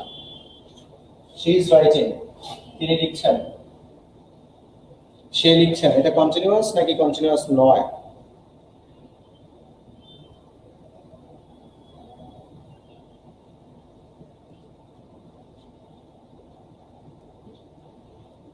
ইন্টারেস্টিং কি হবে স্যার এখন জিজ্ঞেস করে? ইন্টারেস্টিং কি হবে একটু আগে না বললাম? Present participle. she is writing এটা কন্টিনিউয়াস কিনা? প্রত্যেকে রেসপন্স করবেন। she is writing এটা কন্টিনিউয়াস। কন্টিনিউয়াস টেন্সের আইএনজি আমরা সব সময় বলি প্রেজেন্ট পার্টিসিপল, এখানে কোনো ঝামেলা নাই। কন্টিনিউয়াস টেন্সের আইএনজি যুক্ত অংশকে আমরা সব সময় প্রেজেন্ট পার্টিসিপল বলবো, এটাতে কোনো ঝামেলা নাই। আপনি যদি এখন বলেন যে her activity is writing, her activity is writing, এটা কি continuous? her activity is writing, her activity is writing। Complement দিয়ে কিভাবে বুঝবো কন্টিনিউয়াস টেন্স? কমপ্লিমেন্ট থাকলে তো সেটা কন্টিনিউয়াস না। যেমন এখানে রাইটিংটা কমপ্লিমেন্ট, ইজটা লিংকিং ভার্ব, রাইটিংটা কমপ্লিমেন্ট, যেটা তার অ্যাক্টিভিটি সেটাই তার রাইটিং। অ্যাক্টিভিটি এবং রাইটিং একই জিনিস। উপরে বাক্যে দেখেন সি এবং রাইটিং তো একই জিনিস না, রাইটিং তো তার কাজ, সিটা সাবজেক্ট, রাইটিংটা তার কাজ, কিন্তু এখানে যেটা তার অ্যাক্টিভিটি সেটাই তার রাইটিং। এভাবে কমপ্লিমেন্ট। লিংকিং ভার্ব পড়িয়েছিলাম আজকে সকালে, লিংকিং ভার্বের পরে যেটা থাকে সেটা কমপ্লিমেন্ট। কমপ্লিমেন্ট যখন থাকে তখন সেটা কন্টিনিউয়াস না, বরং সেটা ইনডিফিনিট টেন্স। ওকে, সো এখানে হার অ্যাক্টিভিটি ইজ রাইটিং, তার কাজ হচ্ছে লেখা, এটা কন্টিনিউয়াস না। কন্টিনিউয়াস না হলে আমরা দেখি কাজ করা বোঝাচ্ছে কিনা। রাইটিং দ্বারা কি কিছু করা বোঝায় কিনা আমাকে বলেন? রাইটিং মানে ডুইং সামথিং কিনা, কিছু করা আছে কিনা, কিছু কাজ আছে কিনা? নিশ্চয়ই রাইটিং দ্বারা কিছু করা বোঝায়, সো রাইটিংকে আমরা বলি জেরান্ড। কন্টিনিউয়াস না অথচ যদি কাজ করা বোঝায় তাহলে তাকে আমরা জেরান্ড বলবো। কন্টিনিউয়াস না অথচ কাজ করা বোঝালে জেরান্ড বলবো। এখন যদি আপনি বলেন যে the movie is exciting, The movie is exciting, মুভিটি এক্সাইটিং, উত্তেজনাকর। The movie is exciting, মুভিটি উত্তেজনাকর। এটা কি continuous tense? The movie is exciting, the movie is exciting continuous কিনা? উত্তর হচ্ছে না। The movie is exciting এটা কন্টিনিউয়াস না। কন্টিনিউয়াস না হলে কি দেখতে হয়? কন্টিনিউয়াস না হলে দেখতে হয় কাজ করা বোঝাচ্ছে কিনা। এক্সাইটিং দ্বারা কিছু করা বোঝাচ্ছে কিনা? উত্তর হচ্ছে না, এক্সাইটিং দ্বারা কিছু করা বোঝায় না। সো এক্সাইটিং কে আমরা বলি প্রেজেন্ট পার্টিসিপল। কোনো প্রশ্ন থাকলে বলেন, অথবা বুঝছেন কিনা বলেন, এই বিষয়টা সবাই বুঝতে পেরেছেন কিনা বলেন। কন্টিনিউয়াস হলে আমরা সবসময় প্রেজেন্ট পার্টিসিপল বলবো, আর কন্টিনিউয়াস এর মতো দেখতে অথচ কন্টিনিউয়াস না হলে তখন আমরা দেখব কাজ করা বোঝায় কিনা। যদি কাজ করা বোঝায় তাহলে জেরান্ড, কাজ করা না বোঝালে প্রেজেন্ট পার্টিসিপল। বুঝতে পেরেছেন কিনা? কোনো সমস্যা হচ্ছে কিনা তাড়াতাড়ি বলেন এই রুল নিয়ে।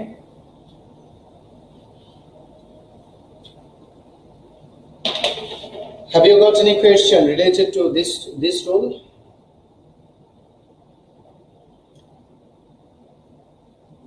আচ্ছা, এই জিনিসটাকে আরো সহজ করার জন্য আমি কিছু ওয়ার্ড লিখে দিচ্ছি। enlightening,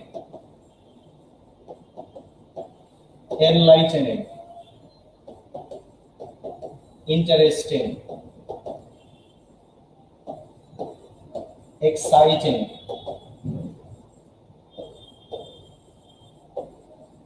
charming, enchanting,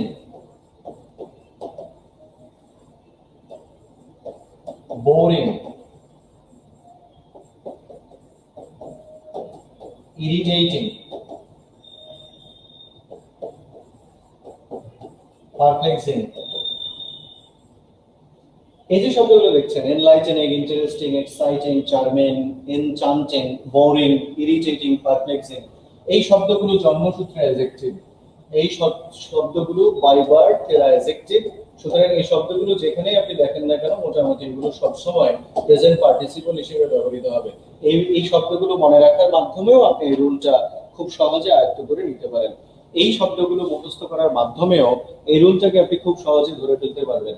enlightening, interesting, exciting, charming, enchanting, boring, irritating, perplexing এই শব্দগুলো জন্মসূত্রে অ্যাডজেক্টিভ। সুতরাং এই শব্দগুলো দ্বারা প্রেজেন্ট পার্টিসিপল হিসেবে ব্যবহৃত হবে। ওকে, টু বি বা প্লাস আইএনজি থাকলে কি সবসময় কন্টিনিউয়াস হবে না? জি না, টু বি প্লাস আইএনজি থাকলেই সবসময় কন্টিনিউয়াস হবে এমন কোনো কথা নাই। লাস্ট ওয়ার্ডটা পারপ্লেক্সিং। পারপ্লেক্সিং, পারপ্লেক্সিং মানে হতবুদ্ধিকর, হতবুদ্ধিকর, বিরক্তিকর, অথবা কি বলে মানে শব্দটা মনে আসছে না, মানে আমরা বিব্রতকর, বিব্রতকর। হ্যাঁ, পারপ্লেক্সিং। ওকে, সো সো আমি এখানে 37তম প্রিলিমিনারি একটা প্রশ্ন লিখছি। 37তম প্রিলিমিনারিতে একটা প্রশ্ন এসেছে, education is enlightening. Education is enlightening. আপনি যদি কাজ করা বোঝাচ্ছে কিনা, বোঝাচ্ছে নাকি না বোঝাচ্ছে সেসব কিছু না বুঝে থাকেন, তাহলে আপনি খুব সহজে খেয়াল করবেন এনলাইটেনিং শব্দটা জন্মসূত্রে একটা অ্যাডজেক্টিভ। এনলাইটেনিং শব্দটা একটা অ্যাডজেক্টিভ বাই বার্ড। এনলাইটেনিং এটা একটা কি? অ্যাডজেক্টিভ। সুতরাং এনলাইটেনিং যেহেতু জন্মসূত্রে একটা অ্যাডজেক্টিভ, সুতরাং এনলাইটেনিং কোথাও জেরান্ড হিসেবে ব্যবহৃত হওয়ার সুযোগ বা সম্ভাবনা নেই। এটাকে আপনি এইভাবে মনে রেখেও প্রেজেন্ট পার্টিসিপল বলতে পারেন। আর যদি মনে করেন এইভাবে না, বরং আমি একটু আগে যে রুল বলেছি সেভাবে বলবেন, তাহলে দেখেন এটা কন্টিনিউয়াস নয়। এডুকেশন ইজ এনলাইটেনিং, এটার মানে হচ্ছে শিক্ষাই আলো। শিক্ষা আলোকিত করে এমন নয়, শব্দটার অর্থ হচ্ছে শিক্ষাই আলো, যা শিক্ষা তাই আলো। এডুকেশন এবং এনলাইটেনিং একটা একটা পরিপূরক। এডুকেশন এবং এনলাইটেনিং একটা একটা কমপ্লিমেন্ট। সো এটা কন্টিনিউয়াস টেন্স না, কারণ এটা দ্বারা কাজটা অনবরত চলছে বোঝাচ্ছে না। এটার মানে হচ্ছে শিক্ষাই আলো, যা শিক্ষা তাই আলো। আচ্ছা, তাহলে কন্টিনিউয়াস না হলে আমরা কি দেখি কাজ করা বোঝাচ্ছে কিনা? এনলাইটেনিং দ্বারা কিছু করা বোঝায় না, কারণ এখানে বোঝাচ্ছে আলো, শিক্ষাই আলো, শিক্ষাই আলো, আলোকিত করা বোঝাচ্ছে না, শিক্ষাই আলো। সো এটা কাজ করা বোঝাচ্ছে না, বিধায় প্রেজেন্ট পার্টিসিপল। আর যদি ওইসব দিকে না বুঝতে পারেন, না বুঝতে চান, তাহলে মনে রাখেন যে এনলাইটেনিং শব্দটা একটা অ্যাডজেক্টিভ। সুতরাং এখানে এনলাইটেনিং ব্যবহৃত হয়েছে, দ্যাটস হোয়াই এটাকে আমরা প্রেজেন্ট পার্টিসিপল বলবো। কেমন? তো বলেন সবাই, এখন কি বুঝতে পেরেছেন? মানে এই রুলটা নিয়ে আর কোনো কনফিউশন আছে? Any question related to this rule?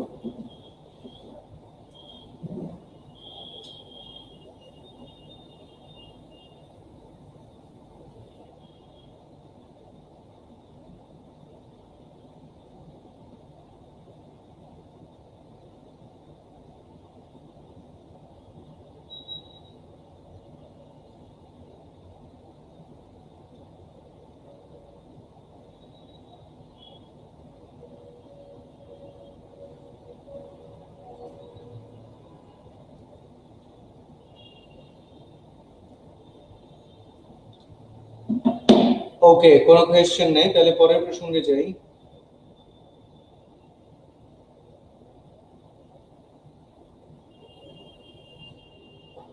ওকে, ঠিক আছে, পরের প্রসঙ্গ। আচ্ছা, আপনারা কি অ্যান্টিসিডেন্ট চিনেন? অ্যান্টিসিডেন্ট, অ্যান্টিসিডেন্ট চিনেন কিনা একটু বলেন। বেশিক্ষণ আর পড়াবো না, আরেকটা ক্লাস আছে বোধহয় 8টা না 8:30। কন্টিনিউয়াস টেন্স কোনটা হয় কোনটা হয় না আরেকবার বলবেন। লিঙ্কিং ভার্ব চেনেন কিনা? লিঙ্কিং ভার্ব, লিঙ্কিং ভার্ব চেনেন কিনা? লিঙ্কিং ভার্বের পরে যেটা থাকে, যদি কোথাও লিঙ্কিং ভার্ব থাকে তাহলে সেটা কন্টিনিউয়াস টেন্স না। লিঙ্কিং ভার্বের পরে যেটা থাকে সেটা কমপ্লিমেন্ট, সেটা কন্টিনিউয়াস না। আর আরেকভাবে বুঝতে পারেন কাজটা চলমান কিনা, অনবরত চলছে কিনা। কাজটা অনবরত চললে কন্টিনিউয়াস, আর কাজটা অনবরত না চললে সেটা কন্টিনিউয়াস না। অ্যান্টিসিডেন্ট চিনেন নাকি? ম্যাক্সিমাম চিনেন বলছেন। আচ্ছা, অ্যান্টিসিডেন্ট মানে, আচ্ছা অনেকক্ষণ যাবত আমি দেখছি একটা লোক এই কমেন্টটা করে। এই কমেন্টটার মানে কি? স্ক্রিনে একটু দেখেন তো সবাই। এই এটা এটা কি? এটা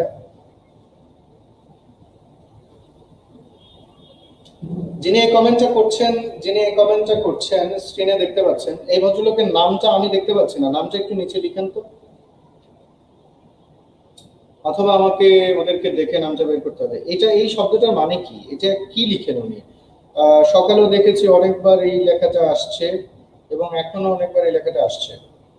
অ্যান্টিসিডেন্ট নিশ্চয় বুঝিয়ে দিব, আগে এটা কি সেটা একটু জানি। আইডিটার নামটা একটু নিচে লিখেন কেউ একজন।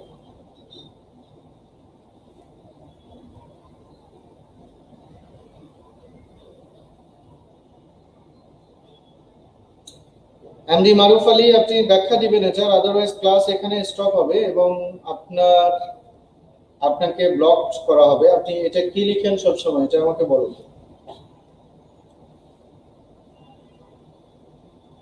বাংলায় কিবোর্ড কিন্তু ইংলিশে লিখলে এরকম হয়, এরকম মানে কি, এটা কি? আপনি ইংলিশে কি লিখতে গিয়ে বাংলায় এটা হয়েছে? এটা তো একবার না কয়েকবার লিখছেন। মোশাররফ আলী,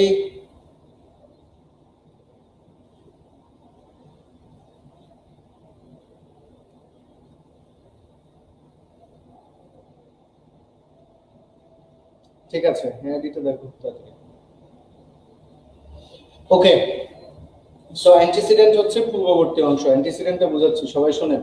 অ্যান্টিসিডেন্ট হচ্ছে পূর্ববর্তী অংশ, আগের অংশ। রিলেটিভ প্রোনাউন যদি পড়ে থাকেন তাহলে শুনেছেন অ্যান্টিসিডেন্ট হচ্ছে যেটা তার পূর্ববর্তী কোনো নাউন বা প্রোনাউনকে নির্দেশ করে। অ্যান্টিসিডেন্ট হচ্ছে পূর্ববর্তী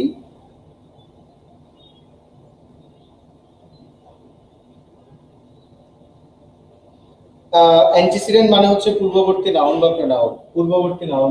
মনে রাখবেন, কোনো ভার্ব এনজি দ্বারা ভার্ব এনজি যুক্ত অংশ যদি তার কোনো অ্যান্টিসিডেন্ট থাকে, ভার্ব এনজি অংশের যদি কোনো অ্যান্টিসিডেন্ট থাকে, অর্থাৎ ভার্ব আইএনজি যুক্ত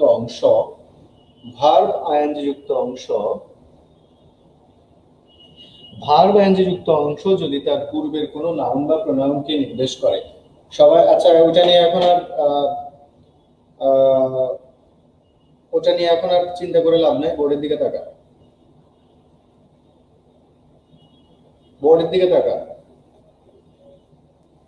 স্যার, এটা আমি কিবোর্ডে বাংলা থাকে এবং ইয়েস লিখলে এরকম হয়, তা আপনি এটা খেয়াল করবেন না? এটা কি প্রথম লিখছেন? আপনি অনেকবার লিখছেন, আজকে সকালেও লিখছেন।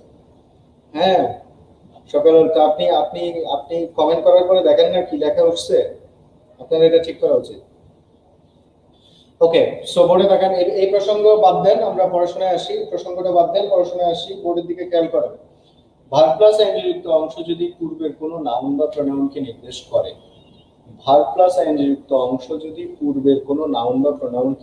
করে, তাহলে তাকে আমরা বলি present participle. Verb plus ING যুক্ত অংশ যদি পূর্বের কোনো নাউন বা প্রোনাউনকে নির্দেশ করে, তাহলে তাকে আমরা বলি present participle. Verb plus ING যুক্ত অংশ যদি পূর্বের কোনো নাউন বা প্রোনাউনকে নির্দেশ করে, তাহলে তাকে আমরা বলি প্রেজেন্ট পার্টিসিপল। যদি আমি এভাবে বলি, the man coming towards me is blind. The man coming towards me is blind. যে মানুষটি আমার দিকে আসছে তিনি অন্ধ। The man coming towards me is blind. যে মানুষটি আমার দিকে আসছে তিনি অন্ধ। তাহলে আমাকে বলেন তো, কামিং মানে দ্য ম্যান কিনা? The man coming towards me, coming মানে দ্য ম্যান কিনা? ওই যে রিলেটিভ প্রোনাউনের অ্যান্টিসিডেন্ট যেটা পড়েছেন সেটার সাথে একটু মিলান তো, কামিং মানে দ্য ম্যান কিনা এবং দ্য ম্যানটা কামিং এর অ্যান্টিসিডেন্ট কিনা? The man coming towards me is blind. যে মানুষটি আমার দিকে আসছে তিনি অন্ধ। কামিং শব্দটা দ্বারা আমরা কাকে বোঝাচ্ছি? দ্য ম্যানকে। The man coming towards me, coming মানে the man. Verb plus ING যুক্ত অংশ দ্বারা যদি তার পূর্বের কোনো নাউন বা প্রোনাউনকে নির্দেশ করা হয়, সেই আইএনজি যুক্ত অংশটাকে আমরা বলি প্রেজেন্ট পার্টিসিপল। সো এখানে কামিংকে আমরা বলছি প্রেজেন্ট পার্টিসিপল। কেন এটা প্রেজেন্ট পার্টিসিপল? কারণ এটা ভার্ব প্লাস আইএনজি যুক্ত অংশ এবং সে তার পূর্বের একটা নাউন বা প্রোনাউনকে অথবা সে তার পূর্বের একটা অ্যান্টিসিডেন্টকে নির্দেশ করছে। আইএনজি যুক্ত অংশ যদি তার পূর্বের কোনো নাউন বা প্রোনাউনকে নির্দেশ করে, তাহলে তাকে আমরা বলি প্রেজেন্ট পার্টিসিপল। আইএনজি যুক্ত অংশ যদি তার পূর্বের কোনো নাউন বা প্রোনাউনকে নির্দেশ করে, তাহলে তাকে আমরা বলি প্রেজেন্ট পার্টিসিপল। ওকে, যদি এটা বলা হয় I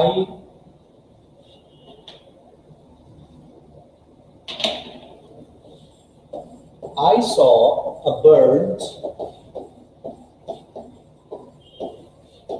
standing on one leg, on a leg.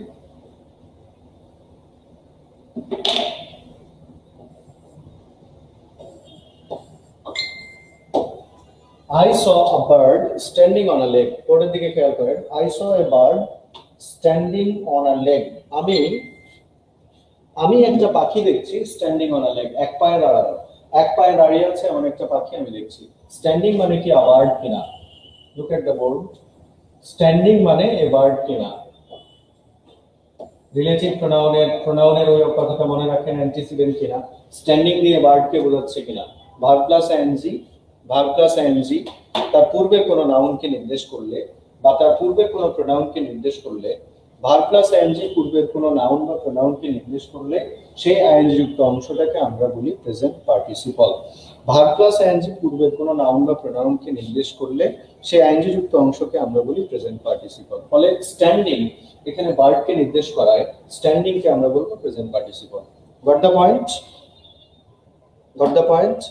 Verb plus ING পূর্বের কোনো নাউন বা প্রোনাউনকে নির্দেশ করলে, অথবা ভার্ব প্লাস আইএনজি তার পূর্বের কোনো অ্যান্টিসিডেন্ট থাকলে সেই আইএনজি যুক্ত অংশটাকে আমরা বলবো প্রেজেন্ট পার্টিসিপল। সবাই বুঝতে পেরেছি কিনা বলেন?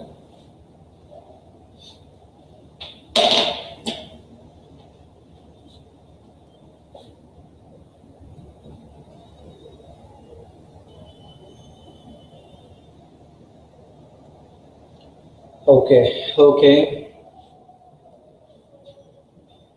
যদি আইএনজি যুক্ত অংশের কোনো ভার্ব আইএনজি অথবা আইএনজি যুক্ত অংশের কোনো আইএনজি যুক্ত অংশের যদি ডিগ্রি হয়ে থাকে, কোনো আইএনজি যুক্ত অংশের যদি ডিগ্রি হয়ে থাকে, তাহলে তাকেও আমরা প্রেজেন্ট পার্টিসিপল বলি। কোনো আইএনজি যুক্ত অংশের ডিগ্রি হলে, ডিগ্রি অফ কম্পারিজন হলে কোনো আইএনজি যুক্ত অংশের, তাকেও আমরা প্রেজেন্ট পার্টিসিপল বলি। And you know that degree is divided into three types. They are positive degree, comparative degree, and superlative degree. Degree তিন প্রকার: পজিটিভ ডিগ্রি, কম্পারেটিভ ডিগ্রি এবং সুপারলেটিভ ডিগ্রি।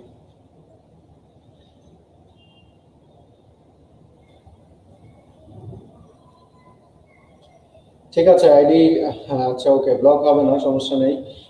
আপনি সেটা আরো আগে খেয়াল করলে ভালো হতো। আরেকজন লিখছে পাখির তো দুটা পা। আল্লাহ রে আল্লাহ, পাখির দুটা পা? আমরা কি বলছি পাখির দুটা পা না একটা পা? পাখি মাঝে মাঝে এক পায়ে দাঁড়ায় না? কোনোদিন দেখেন নাই? হাঁস মাঝে মাঝে এক পায়ে দাঁড়ায় থাকে না? পাখিকে আমরা বলেছি পাখি এক পায়ে দাঁড়াইছে আর কি। আমরা এটা মানে এটা বলি নাই যে পাখির একটা পা, মানে পাখির পা দুটা না, একটা পা বলি নাই। আটকে যায় স্যার, শুনতে পাই, দেখি সব আটকে যায় কেন? সবার কি আটকে যায় নাকি শুধু আপনার? তাহলে আপনার নেটওয়ার্কের সমস্যা হয়তো। ওকে, এখন এই রুলটা বুঝেন, এটাই শেষ রুল। আমরা এরপরে একটু ভার্বাল নাউন পড়ে শেষ করবো, আর বেশি পড়াবো না, 10-15 মিনিট। বড় খেয়াল করেন, ডিগ্রি বোঝালে, ডিগ্রি কোনো আইএনজি যুক্ত অংশ দ্বারা যদি ডিগ্রি বোঝানো হয়, ডিগ্রি অফ কম্পারিজন বোঝানো হয়, ডিগ্রি তিন প্রকার: পজিটিভ ডিগ্রি, কম্পারেটিভ ডিগ্রি এবং superlative degree.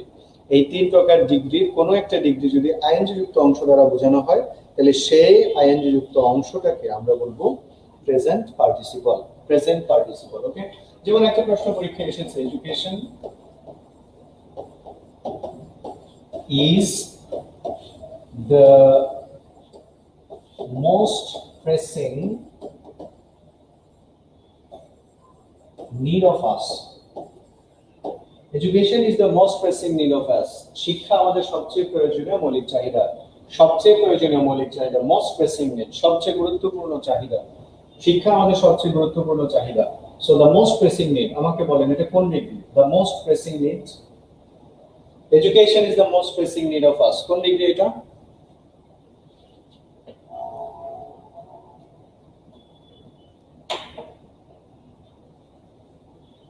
Education is the most pressing need of us. শিক্ষা আমাদের সবচেয়ে প্রয়োজনীয় চাহিদার একটি, সবচেয়ে গুরুত্বপূর্ণ চাহিদা হচ্ছে এডুকেশন। এইটা কোন ডিগ্রি? তাড়াতাড়ি বলেন, কোন degree?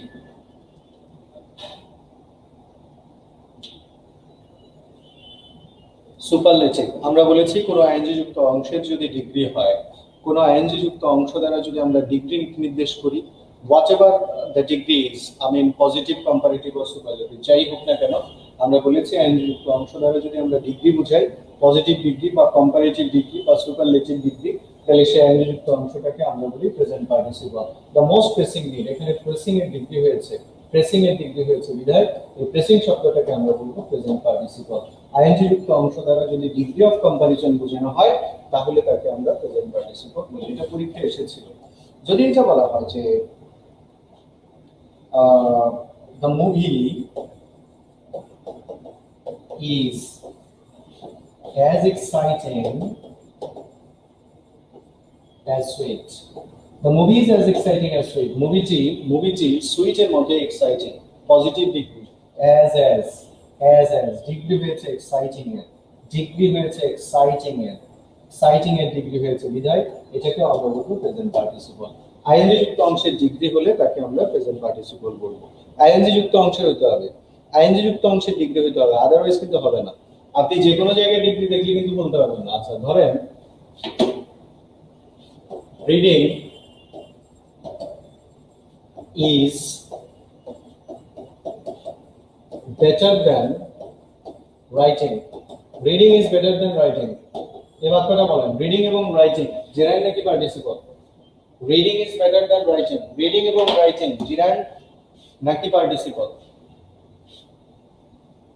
Reading is better than writing, এখানে রিডিং এবং রাইটিং জেরাইন হবে নাকি পার্টিসিপল হবে? Let me no as soon as possible, যত দ্রুত পারেন উত্তর করেন।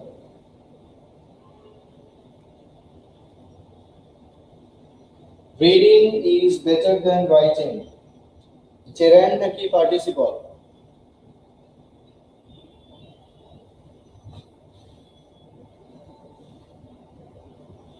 যারা পার্টিসিপল বলছেন তারা সবাই শূন্য পাইছেন, যারা পার্টিসিপল বলছেন তারা সবাই শূন্য পাইছেন।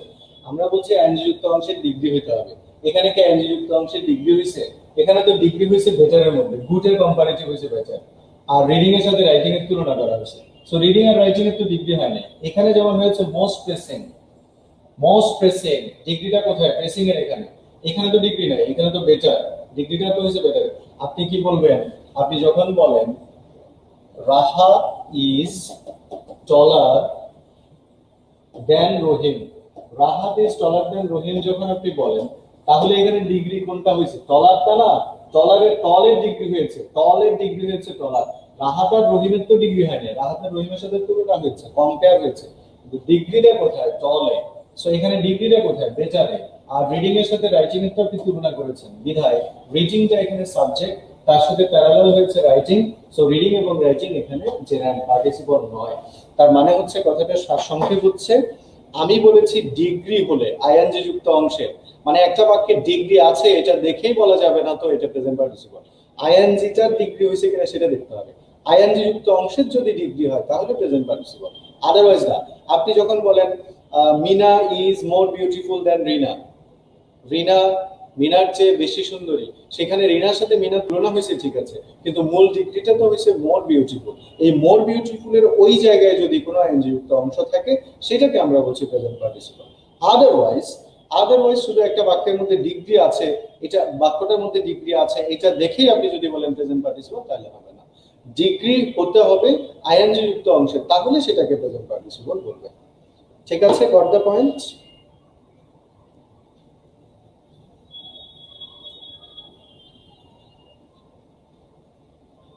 সবাই বুঝতে পেরেছি?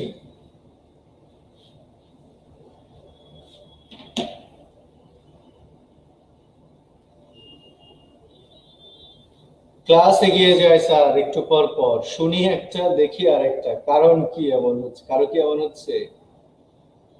কি জানি, নেটওয়ার্কের সমস্যা হতে পারে। বের হয়ে আবার ঢুকলে মনে হয় ঠিক হবে। বের হন, বের হয়ে আবার ঢুকেন। ওকে, সো সো বুঝতে পেরেছেন? সো ফার যা যা বলছি সব বুঝতে পেরেছেন? তাড়াতাড়ি বলেন।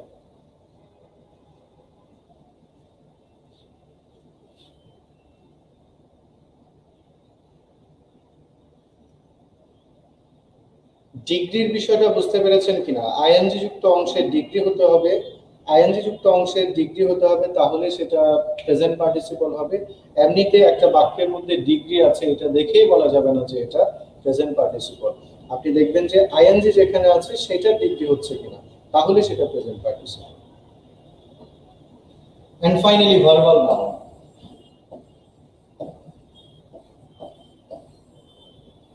ভার্বাল নাউন, যে নাউন ভার্ব থেকে উৎপন্ন হয়, যে নাউনটা ভার্ব থেকে উৎপন্ন হয় তাকে আমরা ভার্বাল নাউন বলি। ভার্ব থেকে উৎপন্ন,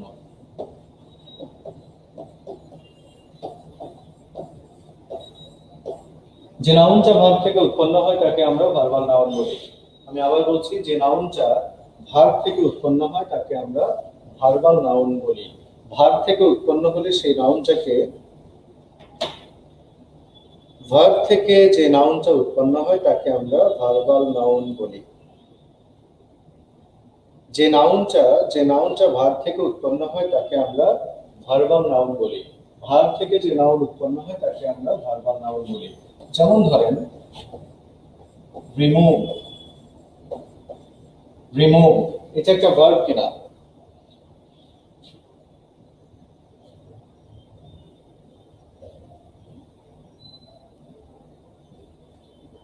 এটা বলেন। ভার্বাল নাউনটা শেষ হলে আমাদের মোটামুটি আজকে আলাপটা শেষ। ভার্বাল নাউন সম্পর্কে একটু বলেন তাড়াতাড়ি। ভার্ব থেকে যে নাউনটা উৎপন্ন হয় তাকে আমরা ভার্বাল নাউন বলি। ভার্ব থেকে যে নাউনটা উৎপন্ন হয় তাকে আমরা ভার্বাল নাউন বলি। এখন রিমুভ শব্দটা একটা ভার্ব কিনা? রিমুভ শব্দটা একটা ভার্ব কিনা? রিমুভ শব্দটা একটা ভার্ব কিনা? আচ্ছা, রিমুভ শব্দটা একটা ভার্ব। এই রিমুভকে আমরা যখন বলি রিমুভাল, নাউন হয়ে গেল কিনা? রিমুভ এটা একটা ভার্ব। রিমুভ থেকে আমরা যখন এটাকে রিমুভাল লিখলাম, রিমুভ থেকে রিমুভাল করলাম, নাউন হয়ে গেল। তাহলে রিমুভ ভার্ব থেকে আমরা উৎপাদন করলাম রিমুভাল, ভার্ব থেকে উৎপন্ন হয়ে রিমুভাল এটা নাউন হয়েছে, বিধায় এই রিমুভালকে আমরা বলি ভার্বাল নাউন। যে নাউনটা ভার্ব থেকে উৎপন্ন হয় তাকে আমরা ভার্বাল নাউন বলি। যে নাউনটা ভার্ব থেকে উৎপন্ন হয় তাকে আমরা ভার্বাল নাউন বলি। রিমুভ এটা ভার্ব, তার থেকে রিমুভাল লিখেছে, সেটাকে আমরা বলছি ভার্বাল নাউন। প্লে শব্দটা একটা ভার্ব। প্লে থেকে আমরা যদি বলি প্লেয়ার, প্লেয়ার, প্লে একটা ভার্ব, তার থেকে আমরা যদি প্লেয়ার বলি, প্লে ভার্ব থেকে উৎপন্ন প্লেয়ার, এই প্লেয়ার শব্দটাকে আমরা বলি ভার্বাল নাউন। যে নাউনটা ভার্ব থেকে উৎপন্ন হয় সেই নাউনটাকে আমরা বলি ভার্বাল নাউন। যে নাউনটা ভার্ব থেকে উৎপন্ন হয় তাকে আমরা বলি ভার্বাল নাউন। এখানে কিছু বিষয় একটু আমরা ক্লিয়ার করতে হবে, বোর্ডে একটু খেয়াল করবেন।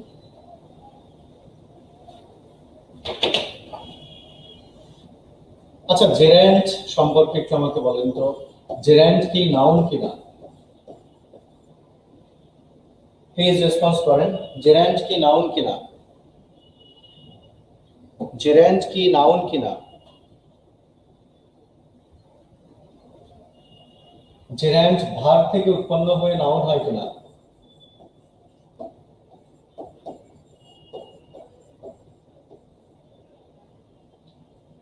Please response.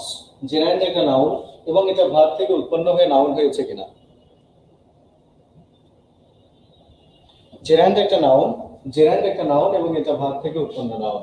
তাহলে পৃথিবীর যত জেরান্ড আছে, পৃথিবীর যত জেরান্ড আছে সবগুলো ভার্বাল নাউন কিনা? সকল জেরান্ডই ভার্বাল নাউন কিনা?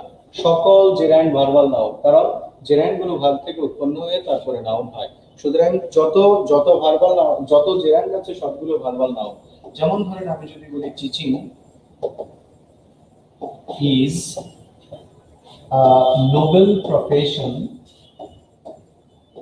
Teaching is a noble profession, শিক্ষকতা একটা মহান পেশা। Teaching is a noble profession, শিক্ষকতা একটা মহান পেশা।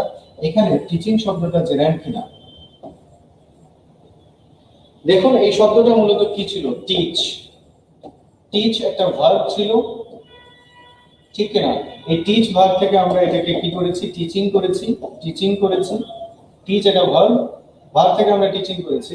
সো টিচ ভার্ব থেকে উৎপন্ন হয়ে এটা টিচিং হয়েছে, নাউন হয়েছে, জেরান্ড হয়েছে। সুতরাং এটা ভার্বাল নাউন। যত জেরান্ড আছে সবগুলোই ভার্বাল নাউন, কারণ জেরান্ড গুলো ভার্ব থেকে উৎপন্ন হয়ে নাউন হয়। সকল জেরান্ডই ভার্বাল নাউন, কিন্তু সকল ভার্বাল নাউন জেরান্ড নয়। সকল ভার্বাল নাউন জেরান্ড নয়। কেন শুনেন। টিচ, টিচ এটা একটা ভার্ব, টিচ থেকে যদি আমি টিচার করি তাহলে এটা তো নাউন হয়ে গেল। টিচ থেকে টিচার, টিচ থেকে টিচার করলাম তাহলে এটা নাউন হয়ে গেল। টিচ ভার্ব থেকে উৎপন্ন হওয়ার পরে টিচার, এটা নাউন হলো। ভার্ব থেকে উৎপন্ন হওয়ার পরে টিচার, এটা ভার্বাল নাউন। এটা কি জেরান্ড হতে পেরেছে? জেরান্ড হতে হলে তো ভার্বের সাথে আইএনজি লাগবে। ফলে টিচার এটা ভার্বাল নাউন ঠিকই আছে, কিন্তু এটা জেরান্ড নয়। সুতরাং সকল জেরান্ডি ভার্বাল নাউন, কিন্তু সকল ভার্বাল নাউন জেরান্ড নয়। সকল জেরান্ডি ভার্বাল নাউন, কিন্তু সকল ভার্বাল নাউন জেরান্ড নয়। মনে রাখবেন, সকল জেরান্ডি, আমি আপনাদের সুবিধার্থে আরো একবার বলছি, সকল জেরান্ডি ভার্বাল নাউন, কিন্তু সকল ভার্বাল নাউন জেরান্ড নয়। ওকে, এন্ড ফাইনালি আরো একভাবে ভার্বাল নাউন হতে পারে the plus noun plus of. The plus noun plus of, এই পুরো অংশটাকেও আমরা একসাথে ভার্বাল নাউন বলি। The plus noun plus of, এটাকেও পুরাটাকেও আমরা কি বলি? Verbal noun. The plus noun plus of, পুরাটা লাগবে। দা নাউন অফ, পুরাটা একসাথে আমরা এটাকেও ভার্বাল নাউন বলি। যেমন the students of our school, the students of dot dot dot dot, the students of our school, the students of, পুরাটাকে যদি আমরা নিই, এই পুরাটাকেও আমরা ভার্বাল নাউন বলবো। কেমন? সো ভার্বাল নাউন দুই ভাবে হতে পারে। ভার্বাল নাউন দুই ভাবে হতে পারে। একটা হচ্ছে যে নাউন ভার্ব থেকে উৎপন্ন হয় সেটা ভার্বাল নাউন, যে নাউন ভার্ব থেকে উৎপন্ন হয় সেটা ভার্বাল নাউন। আর আরেক ভাবে হতে পারে the plus noun plus of. The plus noun plus of এটাও ভার্বাল নাউন, আবার যে নাউনটা ভার্ব থেকে উৎপন্ন হয় সেটাকেও আমরা ভার্বাল নাউন বলি। ওকে ওকে, সবাই বুঝছেন? আচ্ছা, আরেকটা বিষয় সেটা হচ্ছে ভার্বাল। শুধু ভার্বাল যদি কোথাও দেখেন, শুধু ভার্বাল যেটা সেটা হচ্ছে কিন্তু নন ফানিক ভার্ব। শুধু ভার্বাল হচ্ছে নন ফানিক ভার্ব। শুধু ভার্বাল যেটা সেটা হচ্ছে নন ফানিক ভার্ব। আর ভার্বাল নাউন হচ্ছে ভার্ব থেকে উৎপন্ন নাউন অথবা the plus noun plus of, সেটা হচ্ছে ভার্বাল নাউন। ভার্বালের সাথে ভার্বাল নাউনের ঝামেলা করবেন না। একটা হচ্ছে ভার্বাল যেটা নন ফানিক ভার্ব, নন ফানিক ভার্বগুলোকে আমরা ভার্বাল বলি। আর the plus noun plus of অথবা যে নাউনটা ভার্ব থেকে উৎপন্ন হয় তাকে আমরা বলি ভার্বাল নাউন। ওকে, বুঝতে পেরেছেন সবকিছু যা যা আলাপ করলাম? কোনো সমস্যা থাকলে এখন আমাকে বলতে পারেন। If you have any query related to gerund and participle, just feel free to ask me.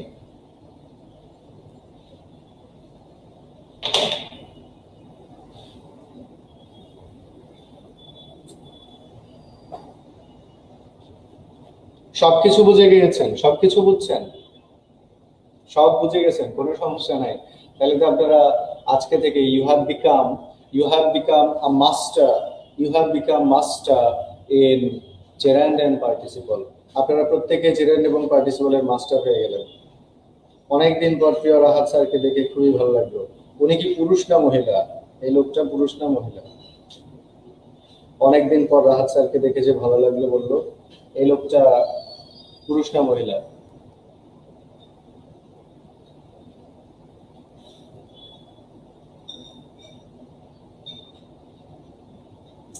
লাস্টে ভার্বাল নাউনটা আরেকবার। ভার্বাল নাউন হচ্ছে the plus noun plus of অথবা the plus noun plus of অথবা অথবা যে নাউনটা ভার্ব থেকে উৎপন্ন হয় সেটাই ভার্বাল নাউন।